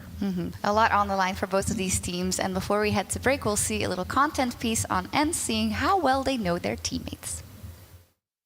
I'm Maui Snake here at the PGL EU RMR Group B, and joining me are 2 members from ENCE. We've got the coach, Saw, a man who doesn't get enough praise, honestly, and Snappy, the in-game leader. So what we're going to do today is find out a little bit more about these guys and the rest of ENCE. So what I'm going to do is I'm going to throw out a statement, and you guys tell me who you think on the team fits the bill most. It could be you guys, it could be anybody on your team. Okay, you guys ready? Yeah. Yeah? Yeah, ready. All right. So the first one is, who is the most likely to forget a strat? Definitely Dusha. Yeah, would you agree? Yeah, I mean, I have to agree with it. Who is most likely to come to practice with a weird new strat or setup? This is maybe a hard one. Like, everyone will give their ideas at certain points, but maybe Maran is the guy. Yeah. That has been coming up with a lot lately. Yeah, he has a lot of ideas, so I would say Madden. Okay, cool. That's cool to hear that he's contributing like that. Okay, who is the most likely to swear before they give out their comm? Maybe Oleg or Madden. Maybe. I'm not sure. One of those two. Or me. I'm not. Could be me. Yeah, I mean, I hear a lot of people saying this, I swear to God, but I'm not necessarily swearing, but it might be Oleg. Yeah. Who is the earliest to arrive to practice? It's me, or it's Ito, then it's me, and then it's probably Madden. Yeah, it is like that kind of. One by one we arrive, but it is usually in that order. But maybe it's good to say that no one is late usually, like, good thing about our team. So. Nice. Who is the biggest body shotter on the team? Who hits the least headshots? I mean, it's obviously Oleg since he's the AWPer, but I think I'm next in line. All right, that's nice. Who on the team has the overall best mechanics? I think this is pretty hard for you. I think that's actually hard, but I think it might be Dusha. Yeah? He has this kind of mechanical, robotic kind of movement aim, and it looks nice when he's doing it. So. Who spends the most on skins? I don't think a lot of people are spending a lot. I think people are lending a lot of skins now. So maybe, I don't know, honestly. Last question is, who is the easiest teammate to work with? Guy that complains the absolute least? Would have to go with Spinks probably. Like, he's easygoing guy, chills, doesn't stress out about anything. So he's easy to work with. Okay, cool. Yeah, I agree. Like, always on time, always shows up, always professional.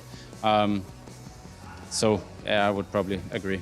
Okay, cool. Thanks, guys. Really appreciate it. That's been another segment of Getting to Know ENCE. And this has been with Snappy and Saw. Thanks for joining us, guys.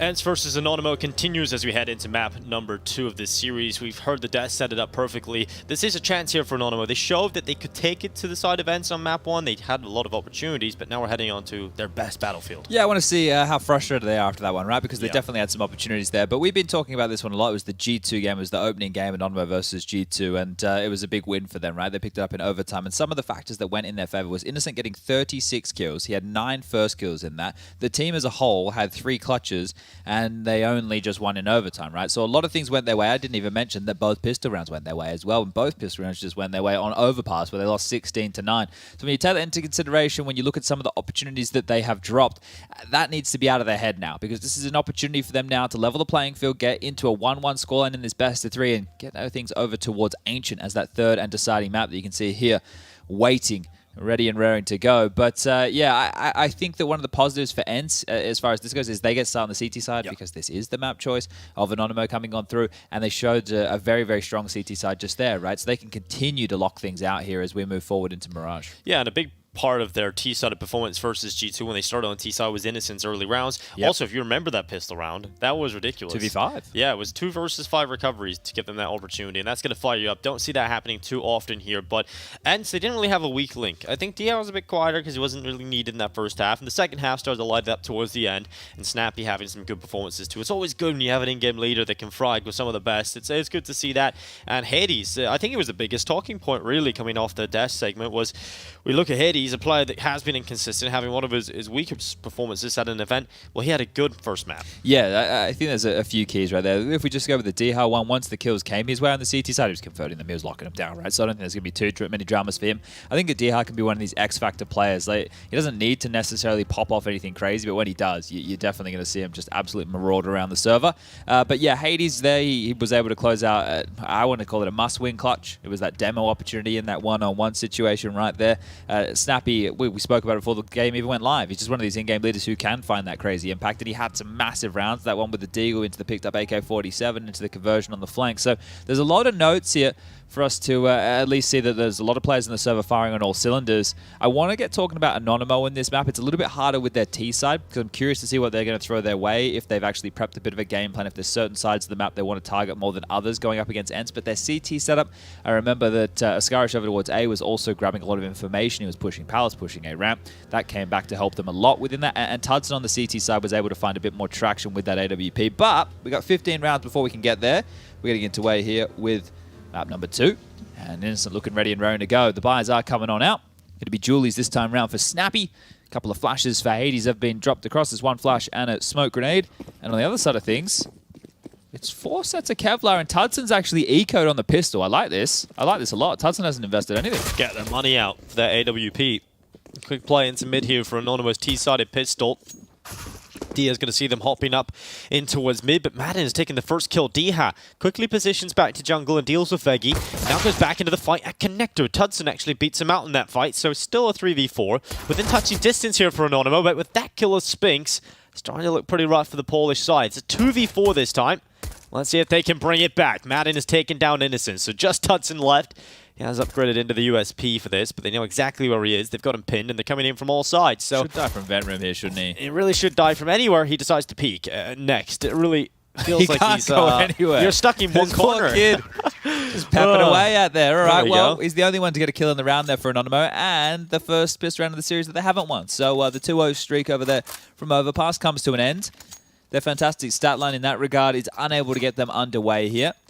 And, well, I think that Tudson in the next round of play will be able to buy an AWP if Anonymo want to go for a full eco here and just rock around the server with the Glocks in hand. But a couple of crispy ones hit. Perfect stuff for ENCE to get this one underway. And they will be taking the full eco out of Anonymo. We've left spawn. We're into round number 2. And a real opportunity right now for ENCE to just keep this one clean. Diha on that MP9 looking to farm up some magic. Oscarish taken down to 53. Ned goes after Hades, takes him down to 25 HP, but he's still come away with a double kill. Tudson and Veggie victim of him. Another push up from Oscarish into Snappy's MP9. Oh, he's jumped over the top. Snappy does react in time, is able to get the pick, and it's looking clean. Yeah, Glocks, right? What else you meant to say? They're Glock. a wonderful weapon. In the pistol round. In the pistol round, and then probably never again. So, all in all, the clean 2-0 start for ENCE now have been posted onto the board, and that Tudson AWP will come out early here. Maybe that's one of the things that they discussed when they were outside having their conversation after the map 1 loss. Hey, we didn't even allow our players to have their preferred weapons on that T-half. We don't want that to happen again here on Mirage. We're going into a bit of a tech timeout here, ladies and gentlemen, boys and girls. So sorry about that one. We'll get this one sorted and back underway ASAP. But if you are just joining us here, this is a winner's game. The winner of this matchup will be qualifying themselves for the PGO Antwerp Major in a couple weeks' time. We also have a B stream going on right now with Entropic versus Heat. The first map did go in the favor of the French team Heat on Nuke. And if you want to find that one, head over to twitch.tv/PGO_CSGO. You can also head over to YouTube and type PGO in, and you can find yourself the live streams, 4K, pause, and all that good stuff. I know a lot of people like that functionality, right? You may be missing around. Maybe you're watching yesterday. 4K. Well, maybe you missed out on Yabi's screamer, right? Where he gets that one tap onto this, and you want to go back and watch it again. So you can do that over there. Yeah, it's pretty wild. I was watching that one, just mesmerized really as to how that happened. My neighbors in the hotel are very loud, so when I watch the Counter-Strike games in my room now, I just yell, try and keep up with them. I don't know why they're so loud. I don't know what they're doing, but I've tried to be just as noisy as them. Maybe they're playing Counter-Strike. I don't think they are. I think I'm the only one on the 6th floor. Maybe they're doing other things, Chad. Could be doing other things. Well, it is Hades who is taking that first kill happily here onto Tudson. The advantage picked up for ENCE. And we'd have to talk about how important this round is for Anonymo. They've lost their first player in their gun round, and it's Tudson who saved from the pistol from the first round to get that gun in his hands. Yeah, well, I kind of just want to see them get some traction as far as frags go. Even if they don't convert the round, get a few players off these donuts they're starting to build right now.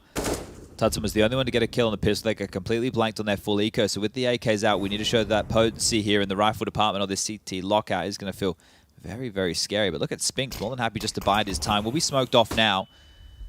Veggie pushing through towards Connector and caught by Madden. Well timed on the peek on through. And he reads the play back towards Palace, but Innocent is quicker to the headshot. Now the short play for Demo. Austria's coming out rampant. Oh, Hades and Snappy. They both go down in tandem. And it's now Spinks and Dihad left to try and pull this one out for ENCE. And Anonymo have got themselves into a good position. Demo's coming out through Connector. Hasn't committed around the corner just yet to Spinks. Should actually maintain this position. Flash is not good enough. And Spinks will not be blinded by it. He's able to take that kill, no problem. And Innocent now swings from Palace to try and take this kill back. Dihad's also been able to rotate in towards Connector now and get into an AK. He wants to fight. Innocent, shoulder peeks out, sees the player in Connector, and now climbs on top of default box. It's taken Dihad out of commission. And Spinks, you know he's good in these situations, but 1 versus 2 now. Steps being made. Innocent. Oh, that's what you love to see. Innocent with a 3-piece. An influential part to their Mirage success. Yeah, beautiful stuff and great. I wanted to see a couple kills come on the board. Well, almost everybody getting one in that round. Just Veggie unable to get on the board just yet, but I don't think there'll be too many dramas for him. One of these bigger fraggers on the side of things for Anonymo as they immediately respond. Now, the buyback from ENCE, no dramas for them in the purchase department either, but it started so well for them and then kind of crumbled apart here. Simultaneous frags over towards that A site coming on in and denying them the opportunity to stand tall over towards A. No AWP for Tudson now, but Hades definitely wielding one of those. Spinks the boost up and over and towards the vent room. D-Hard to try and combo with him, and Hades and Madden to lock down this A side of things, while Snappy might be getting a lot of pressure coming his way. 4 Anonymo members now up in towards the B apartments, lining up some util for a pop and go. There goes that pop. Molly sent out. Snappy sees what dropping out, Chasing but his he's tail. pulled into the open. He chases on that first player instead of fixating upon the second, and now Innocent. He's come through with some big ones again. 2 already found. At least ENCE have been able to keep this one even. Denied. And the swing out from D has denied the bomb plant, and he's still standing his ground. He wants another one. Oh, very close to it. 5 HP left at skirmishes. Oh, he's found another kill. Now he's up against Madden. He's got no idea though. Doesn't know he's coming from short. He's already pushed on past. Problem is he's 9 HP here, Chad, so getting into a good position is essential. He can hit that instantaneous headshot. Oh, reaction. Madden missed a few, was able to commit to the mouse one, and the body shots to the edge of the wall is enough to remove skirmish. Had a real chance there, didn't he? Madden not connecting immediately. Made you second guess that whole situation, but 3-1, an immediate response here back from ENCE, and round for round we go. This one is going to hurt a little bit more for Anonymo. Might be able to get some partial pistols up here, but a good shot from skirmish onto the second there, but just not ready for this maneuver of Madden, and you can see it there closed on out. Going to be a couple of deagles, P250 and a Glock right now, and can they make this one threatening? They had a Tech 9 round in the early stages of Overpass that looked pretty good. They were able to cascade their way in towards that A site. See if they can make the magic happen here. As going to be ahead of that smoke is skirmish. He's second guessing going forward, Veggie towards the underpass, and Innocent towards A as the other 2 reside top mid. So just stalling out, waiting for this util. Maybe you're watching the Counter-Strike today. It is Saturday. You've whacked it on the telly. You're having a bit of a midday viewing or mid-evening. It's a weekend. Yeah, well, whatever you're up to, let us know. Have a tweet, have a chat. So let's have a chat about this, Chad. So we look at the teams overall in Group B side of things, and the teams you would expect to move through. Players, Copenhagen Flames have actually got a legend spot now. G2, Astralis, ENCE, NIP. But a team in Tropic, I think, was another one that we could throw in the mix there. But they seem to be struggling right now. Yeah, it's going to be a bit difficult for them, even if they do go, well, if they go down to Heat here, that's it. They're out of the event. If they're able to trundle forward after the Heat game, for either of those 2 teams, it's not going to get easy tomorrow. Nice shot from Demo there. I don't think this one's going to get interesting too much. And unless they grab another. Okay, Hades dead now, trying to deal with this. Spinks gets one and traded, so a 2-on-2 established now. Yeah, Madden's coming up through Connector. His teammate from short. Smoke will go up in front of his face, but Madden's decided to play in front of it. Palace and Firebox set up. Flashes available. That is the only pieces of utility, but they found a lot of damage. Taking out Demo now. It is just Innocent. 9 HP up inside of Palace. Tap might just draw him into the open. One could be sticking in now. Should be realizing that sticky is coming through. Innocent trying to take the shot on Snappy's actually got it! Oh, Innocent! That is incredible. The kills come in, but it's frustrating for him. Just as well. Just after the time right there. That one is going to hurt. The fact that he didn't get that, deagle to the diffuser close, in time. Man, but so close. yeah, look what it's done though. Look what it has done to the buy events here. That's so much damage in a round that really shouldn't have got out of control whatsoever. So the fact that they're keeping it competitive here in Anonymo with this extremely light buy, they get the bomb down. They've done so much. Look, it's an MP9 for Snappy again. It's an AUG out for Hades, but the util is extremely light. Hades is glass cannon AUG. Yeah. Oh, okay. I guess glass cannon AUG's the new meta here. Tudson dead. Trades on back. Spinks has found another, and more fights in mid. 4v3. Anonymo might just get another pick up short here, but it's so close to it. Demo will take Spinks. But elsewhere, his teammates are all going down, and just like that, Anonymo down to a single player on 23 HP again. It is frustrating. Last run comes down to a split second. Just after the time, swings with a dig. But Demo, he's not really in a position to compete here, Chad. Yeah, and Veggie yet to get a kill. You'd love to see him get activated soon. Now, the issue is I can sit there and say last round was really good because the whole point is you can build off of that with a round win. And right now on 23 points of health, it does seem very difficult to see a round win coming out of this. If you can get another kill, they can still pressure ENCE's economy and keep them under the thumb to some regard. But you would have loved to have gotten away with one of these, forced them down to the pistols, make them eco or force buy. Now it's maybe just about getting the bomb down and grabbing a cheeky kill if they can. Over towards short. Madden peering back now. Oh, he's definitely spotted him. The bomb not going to go on down. He's going to fake it on out and get cleaned on up. So nice. Well recovered there. ENCE, after what could have been a loss to just some pistols, have consolidated with a consecutive. And this is a good opportunity for them now. Oh, Innocent has immediately gone into an AK here. So he can buy. Demo could do the same. Skirmishes could get something in the purchase department here, but it's a timeout for Anonymo. They are just going to have a bit of a conversation about how they want to approach this. And when they found themselves in a situation similar in the first half of Overpass, they actually... in the second half of Overpass, they actually took a timeout and half bought. They didn't all in, right? They didn't all in when they could have with the Galils. And I think here, just as we can see these Tech 9s being bought up, they're going to do the same. Man, it's a really rough start here for Anonymo. There's a lot of frustrating moments throughout this one, but as Maniac was saying at the desk, you know, ENCE are the better team. There's no doubt about it. They absolutely should be coming into a matchup like this and take the win and take their spot at the major. That should be the way the story goes. And we all said here we anticipate a possible Cinderella story, but the reason fairy tales are fairy tales is because a lot of them don't come true. And so we're now looking at ENCE 5-1 up. Anonymo once again into a weak enough buy, but they're going to be starting up for an A execute off the back of this. So smoke should be coming out. 3 standard ones should come through. Here. But actually, it's a different look to it, and they're committing into this one. It is Hades taking out 2. D hasn't even been used yet, and Madden now gets to try and strike the back at triple. It's taken out very cleanly here for ENCE. Just the amount of players he had in front of the smokes there, Chad, cancel out any potency behind that. Well, these last 3 rounds now for ENCE feel like they've got easier and easier, and that's as varying buys have come on through. When you've had full AKs, when you've had just the upgrades, and here you've had a bit more of an investment across the board. So this is starting to really get away from Anonymo now. 6-1 scoreline, only 1 opening frag and all of that. Yeah. We need to make a change, It's rough when you have the other player that was fragging really well along Innocent inside that G2 game was Veggie. And he's on 0 kills right now, as you pointed out. It hasn't changed. So it has been a very slow start here for Anonymo individually speaking, but there was a half buy in that round. It wasn't the full investment, and now they're committed the full buy with the AWP up for Tudson, the rifles around it, and utility. Oscars is going to charge his way into the mid-fight early on. He's seen a lot jumping out the window, but actually dealing with it is another story. Spinx has taken 1. Hades actually gets treaded out by Innocent. So we're back in a 3v3 at the start of the round. That's not bad for Anonymo. They can play with this. He's got a lot of value out of that, but look at this push from Madden here. He might just stop them immediately. He's going to peek them. Hello. He's going to fight them, and they're looking for him. Oh, Madden. Very lucky. Thought he was going to go down without a single kill there, but he has seen all the information needed and takes 1 kill. So it keeps it at the 2v2. Anonymo now starting to figure out, okay, they've seen us towards T-spawn. Do we go back B? Do we go into the mid-play? And they've decided the mid-play is the call. And it's a bit of a gamble here from ENCE. They're actually playing 2 over towards B. You can see Diha hoping that they come up and through the window position, and Snappy locking down the B apartments, and they're actually going to slink their way up through connector. So in this 2-on-2, there's a bucket load of utility still to deploy here. Oh no. If they walk in towards window, that's where Diha's waiting. This could be the perfect read. This could be the perfect read. And the perfect position to deal with it. What an off-angle this is. This is so good. He's going to see 1. The life. Oh, doesn't actually pulls his knife out of the initial kill and will get treaded out. So that gives Demo a little bit of a second wind into this round. He's going to run over towards this site. Has smoke, 2 flashes, an HE. Snappy's going to be smoked off surely. No, he's going to be playing on triple. Snappy's instead going to throw his nade deep on towards Demo. It's taking him down to half straight away. Position should be confirmed here for Snappy. Knows he has to be behind triple. With that smoke, he has to be at the back of his head. He's created a corridor to play towards CT.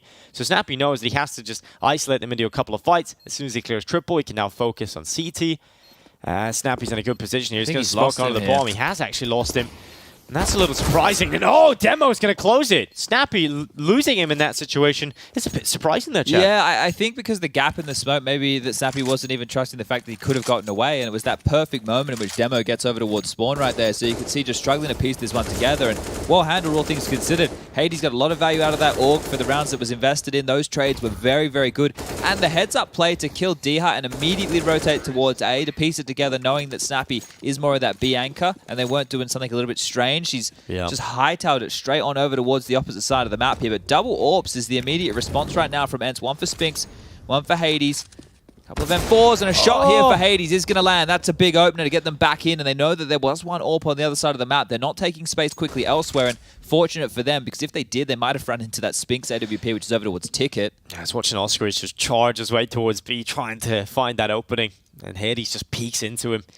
It's a rough start, but ENCE are going to hold it.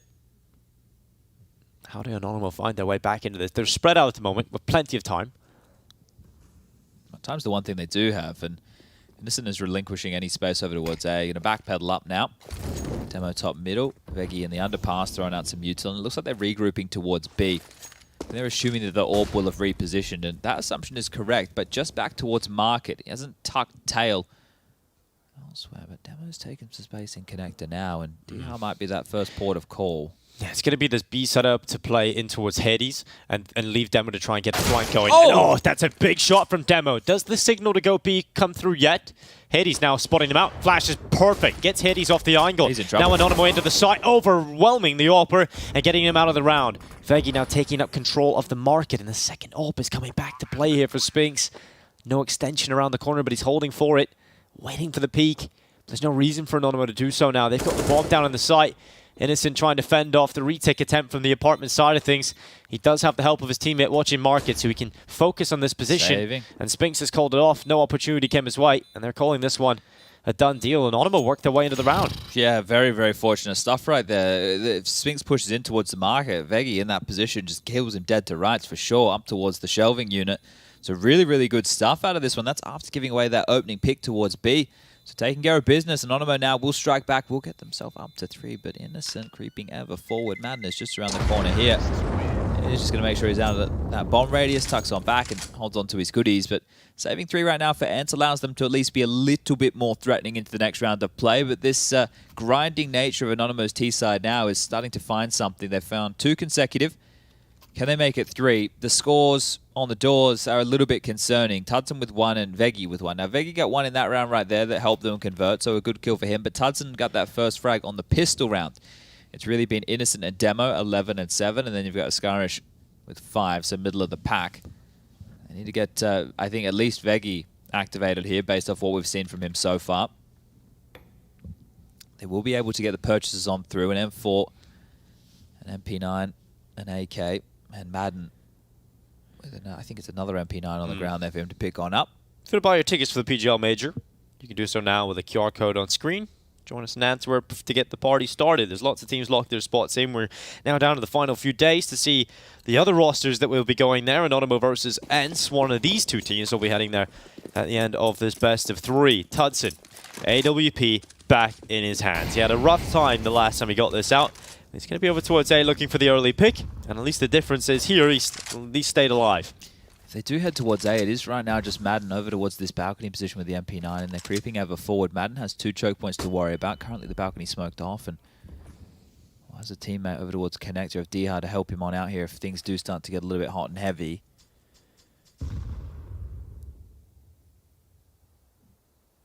Now that Madden's starting to relieve his position towards Palace, he's bringing the MP9 to play from default. Anonymo have a lot of utility, but they haven't used any of it yet, and I don't think they feel like they need to right now. That peak now finally getting info. That was the problem that for ENCE, that they weren't finding the info they were towards ramp, and now that they've seen it, Anonymo are just calling to go. Flashes go up. It is Madden playing from default, trying to rattle it away with the MP9. The first blood of this round will go Spinks' way, and ENCE have it, but Demo's pulled it back. A quick dive into a sandwich has got Madden in his position. Hades had a shot there. He's got a lot of opportunities, but he hasn't been able to land it yet. And Anonymo now deploying utility towards him. Hades still goes back for the 3rd time of asking. This time gets the pick. Quick play towards CT coming forward for Snappy. And P9 looking in towards the site. Shots will land. Sees one up on the stairway. Innocent taking off the top of the stairs. And Demo starts to put some damage down towards jungle. ENCE are finding the picks, putting Demo alone. And they will come in from so many different sides. Anonymo never made to feel comfortable into their post plant there. Yeah, look good once they take Madden down. It feels like they've got control, but there was so much utility deployed to a jungle, but just not a smoke. So the AWP could just post up and managed to pip them there and be able to get one on back. And the retake was nice. I think that ENCE knew that they had to have a bit of quickness about that. They didn't have a defuse kit brought into the last round. So that's something that they knew going into that retake. They needed to take those fights quite quickly. And it will force out a timeout here from Anonymo, calling their second so far within this second map of play. There's enough money to buy. That isn't the question. It's what the approach is going to be. Maybe they're hoping that the distraction on A would have drawn enough eyes, but definitely drew some eyes in his direction. And some great shooting out of Diha here, alongside of Spinks to get this one done. Getting fired up now is Madden.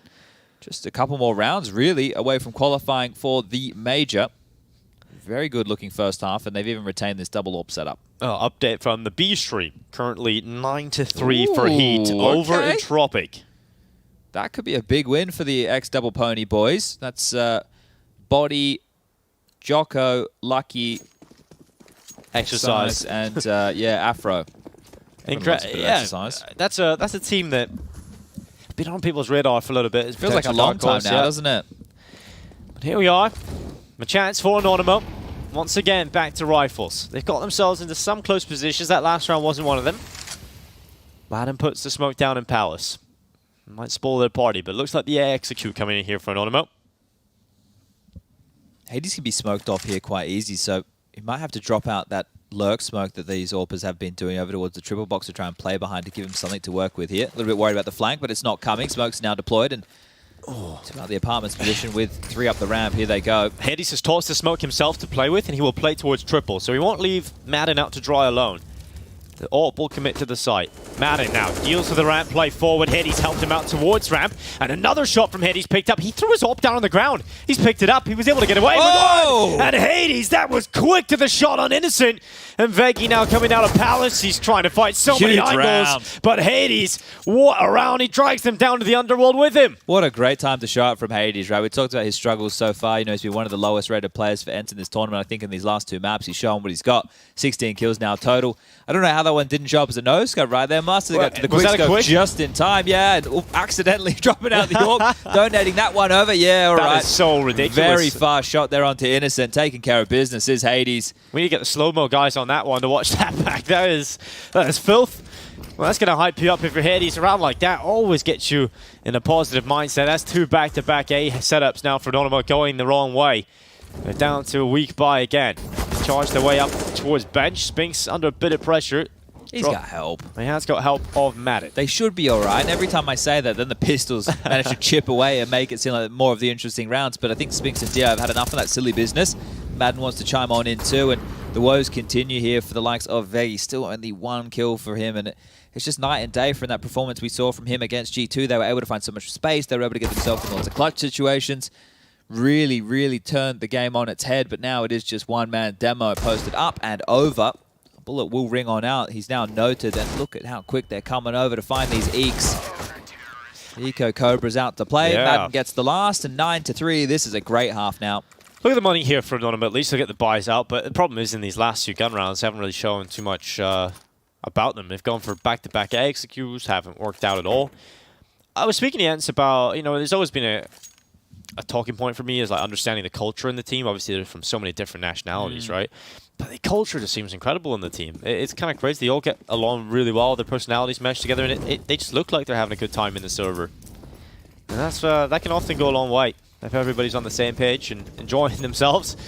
9-3, they'll be enjoying themselves right now with this scoreline. They're pushing in towards ramp, Chad. Yeah, well, this is difficult to break right here for Innocent. If he drops on down, Madden should be able to hear that, swing on out, get the fight. If he just peeks on through, Hades with the AWP, he's looking hot at the moment. As we say how powerful the setup could be, they will backpedal. I mean, Madden to deal with the apartment's position now, and well, it is just a very slow default here from Anonymo. Not wanting to take too many risks, not wanting to give much away, allowing this early util to be dispelled. You just see one with the little blue line of a smoke landing front connector here. This is to keep Diha in position. Can peer on out over the top of that, make sure that nobody's creeping up through the Underpass keeping very cheeky, and also those question marks slow Anonymo down even further. There's a flash. A little bouncy flash. Hades forced away from it.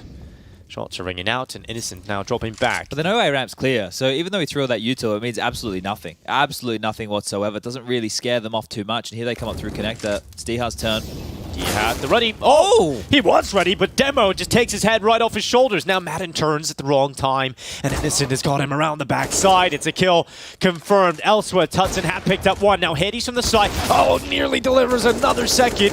That would have been brutal if he was able to get up for a pick there, but Snappy, the last player remaining, trying to get into this one, and Snappy has drawn himself into the 1 versus 2. Decides to go to the rifle. Oh, what? Okay, Veggie now giving him a chance. Oh, that was wild. That was utterly wild from Veggie. If he goes down, Snappy has a real opportunity to win that round. And almost should have gone down there. Almost felt like he had to play wide with that Molotov because it would have been flushing him deeper into that sandwich. That demo shot was crazy, right? That was a big way to open that one up. That Molotov, I don't know what that was all about. But Snappy almost making it around to this, ready and raring for that fight onto Tuts. And this one here, right? You're having to take a little bit more of a fight there from Veggie. But all good. Able to get themselves 4 now confirmed. And a timeout here back from ENCE. So they need to win this one or they're going to have no cash to fight. And that means Anonymo could get themselves a 9-6 half, which, considering how this has gone so far, we're pretty good. 9-6 on the nose for Anonymo. We have a very, very competitive game, but an 11-4 the other way. Feels like ENCE are only going to be moments away from closing this one. Yeah, if they are able to pick up 6 rounds at the half, Anonymo, I will be incredibly impressed at how they've been able to get back into this, because for the most part, it felt like a easy first half here for ENCE. Easy for ENCE, of course. But Anonymo, they do have an opportunity. They realize that. Mirage map they're proficient on. Quick walkout here from Demo. He's going to throw the molly in towards connector. Flash will go out into mid itself, and Demo then crosses behind the top boxes. Some control at least taken for Anonymo towards mid, but it's going to be this B play. Can't go down here, Demo. That nade might be good. Look how much damage is done. He's eating that one. Yeah, 10 HP remaining, and they're going B. They're coming into the B site, and then the Snappy and Spinks. The combo looking to shut it down, and Spinks with 1, and that's it. Snappy can't get a single kill. So this is fantastic for Anonymo. And look at the underpass play from Diha. It's being held. Demo is at the ready for it. Problem is here, Demo is so low. He's on 10 HP. So if a body shot comes in quicker for Diha, or any shot really, it's going to be the kill, and it will come through. Diha picks that up. Now. They got kids. Yeah, that position from Tuts is not when you're really going in pre-clearing, is it? Plays in the ninja box. Hades decides AWP is too expensive to throw away. You mentioned the money troubles, Chad. Well, you can't really go for this one, so it has to be the save call. And this is great. A real opportunity now for the Polish side of Anonymo to get themselves 6. 5 definitely confirmed. These 2 rifles saved on through. It's only going to be 1,900 as the loss bonus into the next, so not a whole lot of cash to splash. And Hades will deny another. Snappy and Spinks do actually have enough to get themselves into M4, so not going to be too bad. It's just going to be Madden there a little bit later on, and maybe Diha wants to hook him up with the Famis. So this buy is actually going to be pretty tidy. Pretty tidy indeed. It will be the Famis drop from Diha over towards Madden, so I thought there might be some more problems in the buy department, but no. They're actually going to be very competitive here, and it's going into the final round of this first half of the second map. Snappy thinking he should have at least got one there because Spinks was able to chip on in, just not able to connect the dots. And here we go. Quick window smoke out to play. Demo top mid again on his lonesome. I think they want to rinse and repeat the same type of a play here. So this mid fake Demo, he spotted the legs right there, tucking back through the smoke. And if they go B, there's just one player B. Yops in connector now as well, and Demo's actually got underneath the scope. Hades going to go down here, surely. Oh, Hades is out. Oh, gets away. Hades reacts, misses the shot, and the peek on in. And oh, Demo nearly transfers down for 2. And it is going to be that B play acceleration. Snappy needs to do better this time. Wasn't able to get a single pick, but this time it is stronger between him and Spinks. Just Tudson left. A big clutch needed on the way out the door, and he's not able to muster enough power to get it done. 10-4 ENCE in the first half of play. They are now 6 rounds away from qualification to the PGL Major. Okay, well, this now is going to come down to the pistols, and we've spoken about this all throughout the series, how strong in this tournament so far pistols have been for Anonymo. They've only faltered in 1 so far out of the 3 they've played. This would be a very good chance right now for them to pick up a pistol round and get back into those winning ways.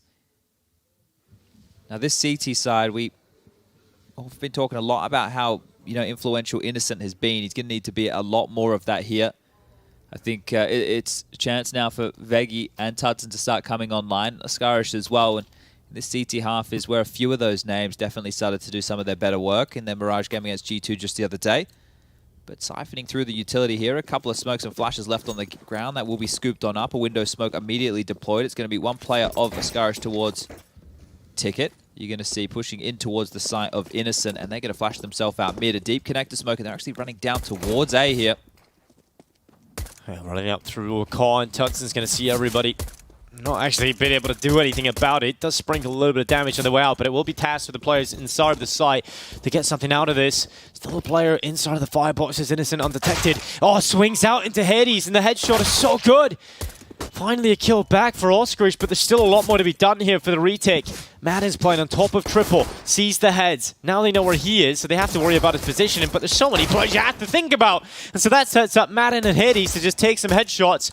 And Veggie now getting flanked as well. Spinks is around the backside, starting to display some damage, and Spinks will make that Glock look fantastic. I think that's something that Spinks actually did a great job at in this tournament, is making the Glock look good. Yeah, not faltering. Look, we do talk about players shooting in pistols in the back of the head. Doesn't always go to plan right there, but good stuff for Spinks Aruni. And a couple of P250s were in the mix right here. You get to see both of them finding damage. Diha and Hades with a couple of big ones. And this one here, I love the way that they use that deep connector smoke, or get themselves up through that connector position. A bit of frustration here from Tudson not being able to hit the shots he was looking for. And Anonymo do love the full ecos. We're about to stomach another one here. This should be, without a doubt, the conversion for ENCE. How does this one go wrong? There's not even a flash in play. It's just going to be the pistols peeking after the smoke starts to fade. And another one's lobbed on in. So good luck. Gray screen. Stare at that for another 20 seconds. And swallow a massive HE. Could it get any worse, really? Well, it could. You could actually have Snappy run into you with a Mac 10. That could probably get pretty dicey, and that's what's going to happen. They run into him. Snappy holds down M1 and gets himself 4 kills from it. Snappy, often the SMG farmer, and he'll do a very good job at that. 12-5 now. ENCE 4 away. Good start into the second half, but here comes the buy from Anonymo. Worst weapon for them to run into right there as well, right? Gives them all the money. Into one of the AKs. Snappy had so much cash. I was questioning whether he was going to drop an AWP across into the hands of Hades here, but they want to operate with majority rifles. Diha's going to be using his Mac 10. And maybe, just maybe, they want to keep this one fast. High in here for Anonymo. They've got up the M4s. Enough nades to work with, no kit if the bomb does go down into these post-plant scenarios here, so keep an eye on that.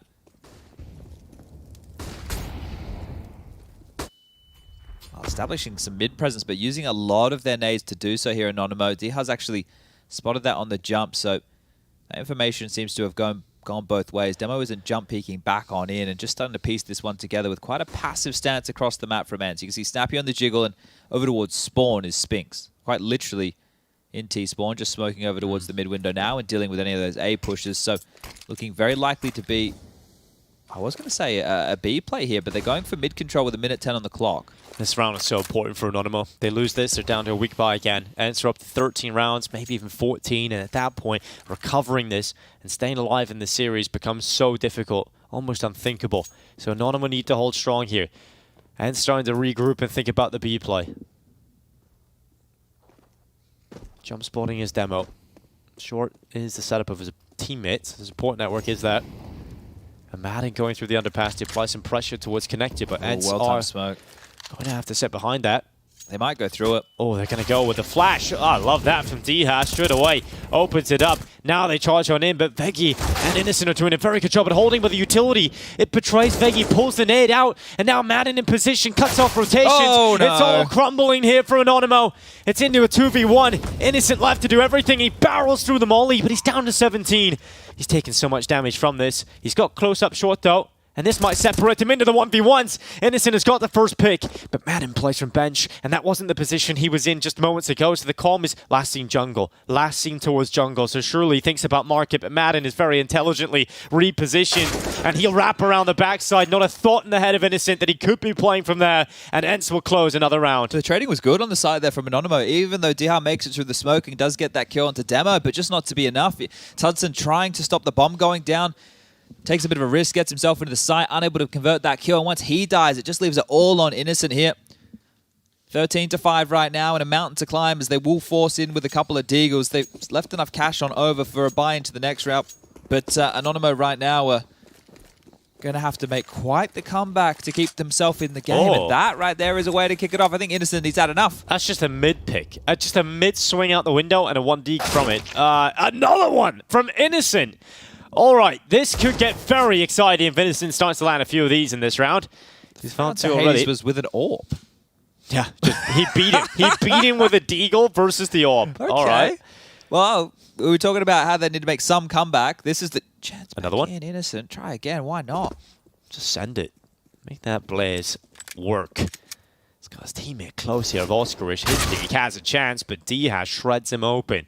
Innocent's going to play from default. Nade lands right on top of him. Here comes the molly as well to force him into the wide fight. He's hit the shot, but not enough damage to bring down D-Ha. D-Ha the Destroyer and Snappy still alive in this one, but there's 3 players up for Anonymo, and D-Ha is so low. A pistol could take him down with some body shots, even that Mac-10 as well. D-Ha's not in a position to really take risks, so has to use the cover and really try and land some of these headshots. They're still pinned here. They're still pinned at Tetris. Well, they could drop back if they're quick about this, and they maybe even change the weapons across here, because Snappy has this AWP. They are going to swap guns out. D-Ha with Bogdan's Law, and that's forced to rotation. Immediately, Anonymo have to respect this. They've just sent through the underpass Tudson looking for this, trying to cut this off at the pass, and he will, but he's removed from the pack over towards Window. Vegi's going to have to linger, and that just means it's Demo tucked in towards Ticket. They're allowing them in. They've rolled out the red carpet. Come and plant, they say. Flash is set up. Now the shot from Vegi brings down D-Ha. It is only Snappy left in a 1 versus 3, and as soon as he plants, there should be a swing, and it will come out. It's Assassination. It's a round for Anonymo, and Innocent gets them into it early. Well, that could be resuscitation? Resuscitation right there from Innocent. As, we're making up words over here today. I like that one, Chad. Resuscitation. That's a good word. Yeah, they're tussling back in here. But Innocent with 2 massive shots. That is one way to get the team back into the play. So we've had 3 out the gate from ENCE. The bounce back on this lighter buy, just the deagle upgrades for Anonymo. We'll get them their first round here on this CT. And that's the shot that you saw top mid just there, and the second towards the ramp. So really, really good stuff coming out of Innocent here to make an interesting round where it really shouldn't have been. That should have been a gimme for a 14th. And it is just Innocent 17 kills. The next closest on his team is going to be 11 of Demo, and trying to go toe-to-toe with the other side. Hades with 23, 17 for Madden here, 15 for D-Ha, 14 for Spinks, and 12 for Snappy. So, wow, the score tells the picture, but so does the scoreboard. Here's another little update from our B stream. 12 to the good over the 9 of Entropic. Heat just 4 rounds away from picking up that series in a 2-0 fashion and knocking Entropic out of major contention. Yeah, it's been a very rough showing for Entropic, a team that we had expectations for, and dropped the ball here in Bucharest. Setup coming in here for ENCE. It's a quick one out of spawn. Smoke's landing in towards the A site for the standard. They execute. Snappy's out towards Tetris. Then it's Smoke behind. And Snappy's getting some ground here already. ENCE in a good spot. Tudson, though, has taken out Spinks. That's the Palace player down. Snappy commits into the site. There's no stair smoke up there. Right, so he's been able to get away with a pick. Innocent forced into it. Now we're down to 4v4. Are they going to back off, or are they just going to stick with this here because the rotation's in from Anonymo? They want to fight. They're going into this. Demo's pushing forward. He's beyond the flash, but still, Demo will hit the deck. Madden swings on out. Oscarish swings with a double kill, and Snappy on top of the stairs is knocking them down. It's just Vegi left. A 1 versus 2 up against Madden and Snappy. Well, he found one already, and it was a fake plant from Madden. He hasn't committed to it. And Vegi knows what side of the site he was on. A quick relocation here from Vegi. He's hopped out the window, down in towards Connector. Looking for the peek from short, and Vegi with some quick movement is able to remove Madden. Well, I think Madden had no idea that he had gone that far around the world. He was expecting a fight much closer than that, worrying about losing him in the thick of the triple box right there. But that one is a big clutch to win. And 2 impactful rounds back-to-back here for the Polish side of Anonymo. The Deagles were great. That clutch is better. And now maybe just throwing at least a little bit more time on the clock as far as this game. 13-7. The plant did come on through. They were able to get themselves a little bit more cash in towards the bank balance here to get at least an AK out. Are they going to force buy with the rest? It doesn't look likely. Loss bonus is starting to build right now. But that, you know, we talk about chances. That was a chance for ENCE to get themselves up to 14 pretty easily here. Yeah, absolutely was. Madden's on the AK. Out towards the mid-fight. It's worked, and he's got himself the opening pick. Maybe making up for last round. Tutson's pushed deep in the apartments here. Look at this. AWP's pushed all the way down through B. And the Spinks is coming back here. He's got the bomb on his back. Oh, unscoped. Hudson very lucky to get out of there. What a nightmare situation was about to ensue there for Look Hudson. at this space from Diha, though. No one's accounting for this. Yeah, he's actually got his way all the way up. Connector takes Not that ready first for it bait. at all. Draws Veggie into it. Luckily, Veggie does reply. If he didn't there, that's a big problem. But they've left B during B is all of open. this. Yeah, B's open for them to dive into. Demo's trying to hold the cross off. He's done well to take out Snappy. Commitment to the plant now for ENCE. Oh. Demo just assassinating them again. This time, oh, so clean. Demolition once again as Hades dives down. Deagle into the clutch and won't be able to find the head of Veggie. A reply from Anonymo. A retake of the site. Does get a bit scary there as ENCE did come in with a weaker purchase. The bomb plant's going to bolster that economy going into the next here. Yeah, it's sketchy, but it's still great from Anonymo to pull this one through, right? They continue to mount rounds now, 3 consecutive. The type of game that we're seeing right here fills you with the feeling that, oh, it's only a matter of time until ENCE break through. But if Anonymo keep posting rounds like this, if they keep snatching the victory from the jaws of defeat in some of these scenarios where they're down and out, their buys aren't as good, they're winning clutches, they're able to pull back number disadvantages like we've just seen again, the conversation can start to change here. This one isn't done yet. ENCE fans can't be celebrating too early. Still 3 more rounds to find, and they can break Anonymo over their knee here if they are able to pick up a round and no saves come on through, but they need to get one.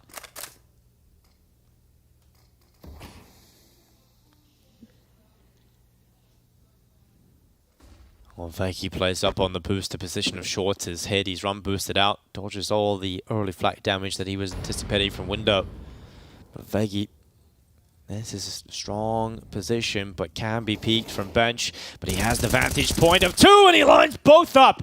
Veggie takes down Madden and Diha in one swift movement and disappears away from the spot. Yeah, well, now it's ENCE's turn to try and respond in one of these number disadvantages. And with this type of a lead, sure, it's a 5-round game right now, but they surely can't be considering a save just yet. A minute left on the clock. The bomb now starting to find its way up through connector, and not too far behind is Hades. But look at Snappy taking some space. This time, it is being accounted for from Skirmish, but I still will need to win this fight. On the cusp of the stairs, the A-ramp pressure to come, and they're actually going to try and go wider on the angle here. Skirmish easily lines him up, knocks him down. A double kill for him, and that should be it. Unless Spinks wants to win a massive 1-on-4. That's 2. All right, Spinks. Now we start to believe, perhaps. Flash ain't great, but will allow him to move forward. He takes sandwich steps to try and draw them into the fight. He wants these fights. He wants them to try and fight him and separate them into 1v1s. He wants to break them apart. Another one for Spinks, and now we're just down to Demo. Trying to take his team to a 9th round. Spinks wants 14, and he's climbed up on the balcony. A swift, intelligent reposition here. Spinks dives down to the site, gives him the pathway, the only pathway. The nade comes in, but he's dodged it. Oh, Spinks nearly gets it, but Demo will close it out. The heart rates rise for Anonymo, but now they cool down. Really good attempt there again, right? So Spinks in the clutch this time round, but is going to be converted one more time. So these conversions of these tight situations keep going in the favor of Anonymo. Is this frustration starting to build over there for ENCE? And the other way, 15-9 now. Heat, the French side have almost done it. And actually the 4th tactical timeout called over here for the Polish squadron. Just want to have these last 30 seconds to have a discussion on how they can continue to keep closing things out here for the remainder of this matchup. It's going to have to be another half-buy scenario for ENCE. Their max loss bonus is in play, so manage those finances and get a buy again. But as I'm talking about, the rounds keep building. Anonymo keep getting closer and closer. They're chasing them on down here. That lead is whittled on down now. 4 consecutive, maybe even a 5th, as they've dealt with these lighter pistol buys before. Can they do it again? I want to see what the call is here for ENCE. Everyone pointed towards A. Looks like an A go for sure, right? Just and I'm not talking about the Polish team. I'm talking about a bit of an A execute. They've got plenty of smokes to do so. They've got the Molotovs as well. You can get that over towards the balcony position. Triple box in front of bench if it is a very standard execute here. Going to smoke off window just to deny that vision early. And lining this one up now is Hades. Well, he'd have taken out Entropic. Here comes the play now from ENCE. Smokes. Deploying it into the site. Oscarish, oh, he's going into the palace fight. Actually works out really well. Takes out Spinks and the rifle. That was a power position for this round, and Madden now having to rattle into play. That Tech 9 has got a pick, but no one else from ENCE is finding ground, nor finding kills up until this point for Snappy. Oh! Runs through connector. A quick headshot, but recovered quite quickly there from Anonymo. Definitely threatening, right? That seems to be the story of this game. Very threatening scenarios, but handled again. They swat them away. They deny ENCE the chance to get around on the board, and they will buy back in. A little chit-chat here for ENCE. Yeah, they've taken a timeout. So Saul right now is probably going to be calling the play, wanting to give them a little bit of inspiration on what they can do to try and close this down, because it didn't feel threatening before, but it definitely does now. I know it's still a 3-round game, but this can get away from them so quickly, and already has. So it's still a position of where just 1-round winners. We get a little bit of shuffling of hand warmers there from Hades, keeping himself busy during this 30-second conversation. He's not going to be into the AK, and actually for Spinks, it's going to be a Galil for him, so not the best of the buys. But they'll work with what they've got. Anonymo on fire currently. But here come the rifles that look to break down their door. It's been close in rounds for ENCE. Very close to closing, but Anonymo have had the edge. Sinderi goes up towards the back of the mid boxes. Looks like it might be a bit slower with this one here. Taking the flash down mid, taking some control of middle. And actually accelerating a little bit here. Snappy getting up towards COD. Yeah, gesturing that they're up close and personal as part of this default. Smoke is just going to bloom in time. Luckily, Innocent doesn't get the kill onto Hades, but Dihad does onto Veggie. Now the play through the B apartment smoke from Spinks. Does he walk this? It would be ill-advised. He has got his teammates coming up short. They can pull the attention of Demo away. Spinks can now swing. Spinks will get the pick. Innocent has got one, but is now forced back by the molly into the market, but he still has the avenue. He still has the window here to play with. And the bomb, luckily, has a fortunate bounce towards the side. But the kills for Anonymo keep coming in. Oscarage commits. A kill for Madden has drawn it back once again to the 2v2. Under a minute left as the bomb finally makes its way over to the site, and Madden has caught Innocent in the doorway. It is Tudson trying to get them the clutch to continue the rounds going forward in this streak. He's picked up the rifle instead. Madden is holding for his cross, and Tudson has to go into the crosshair. Madden sharp. 14 rounds for ENCE. 2 away now from knocking their way forward to the major. That is actually a huge round to win, because I just flew over towards CT spawn after the buys came in. I saw them juggling the guns across.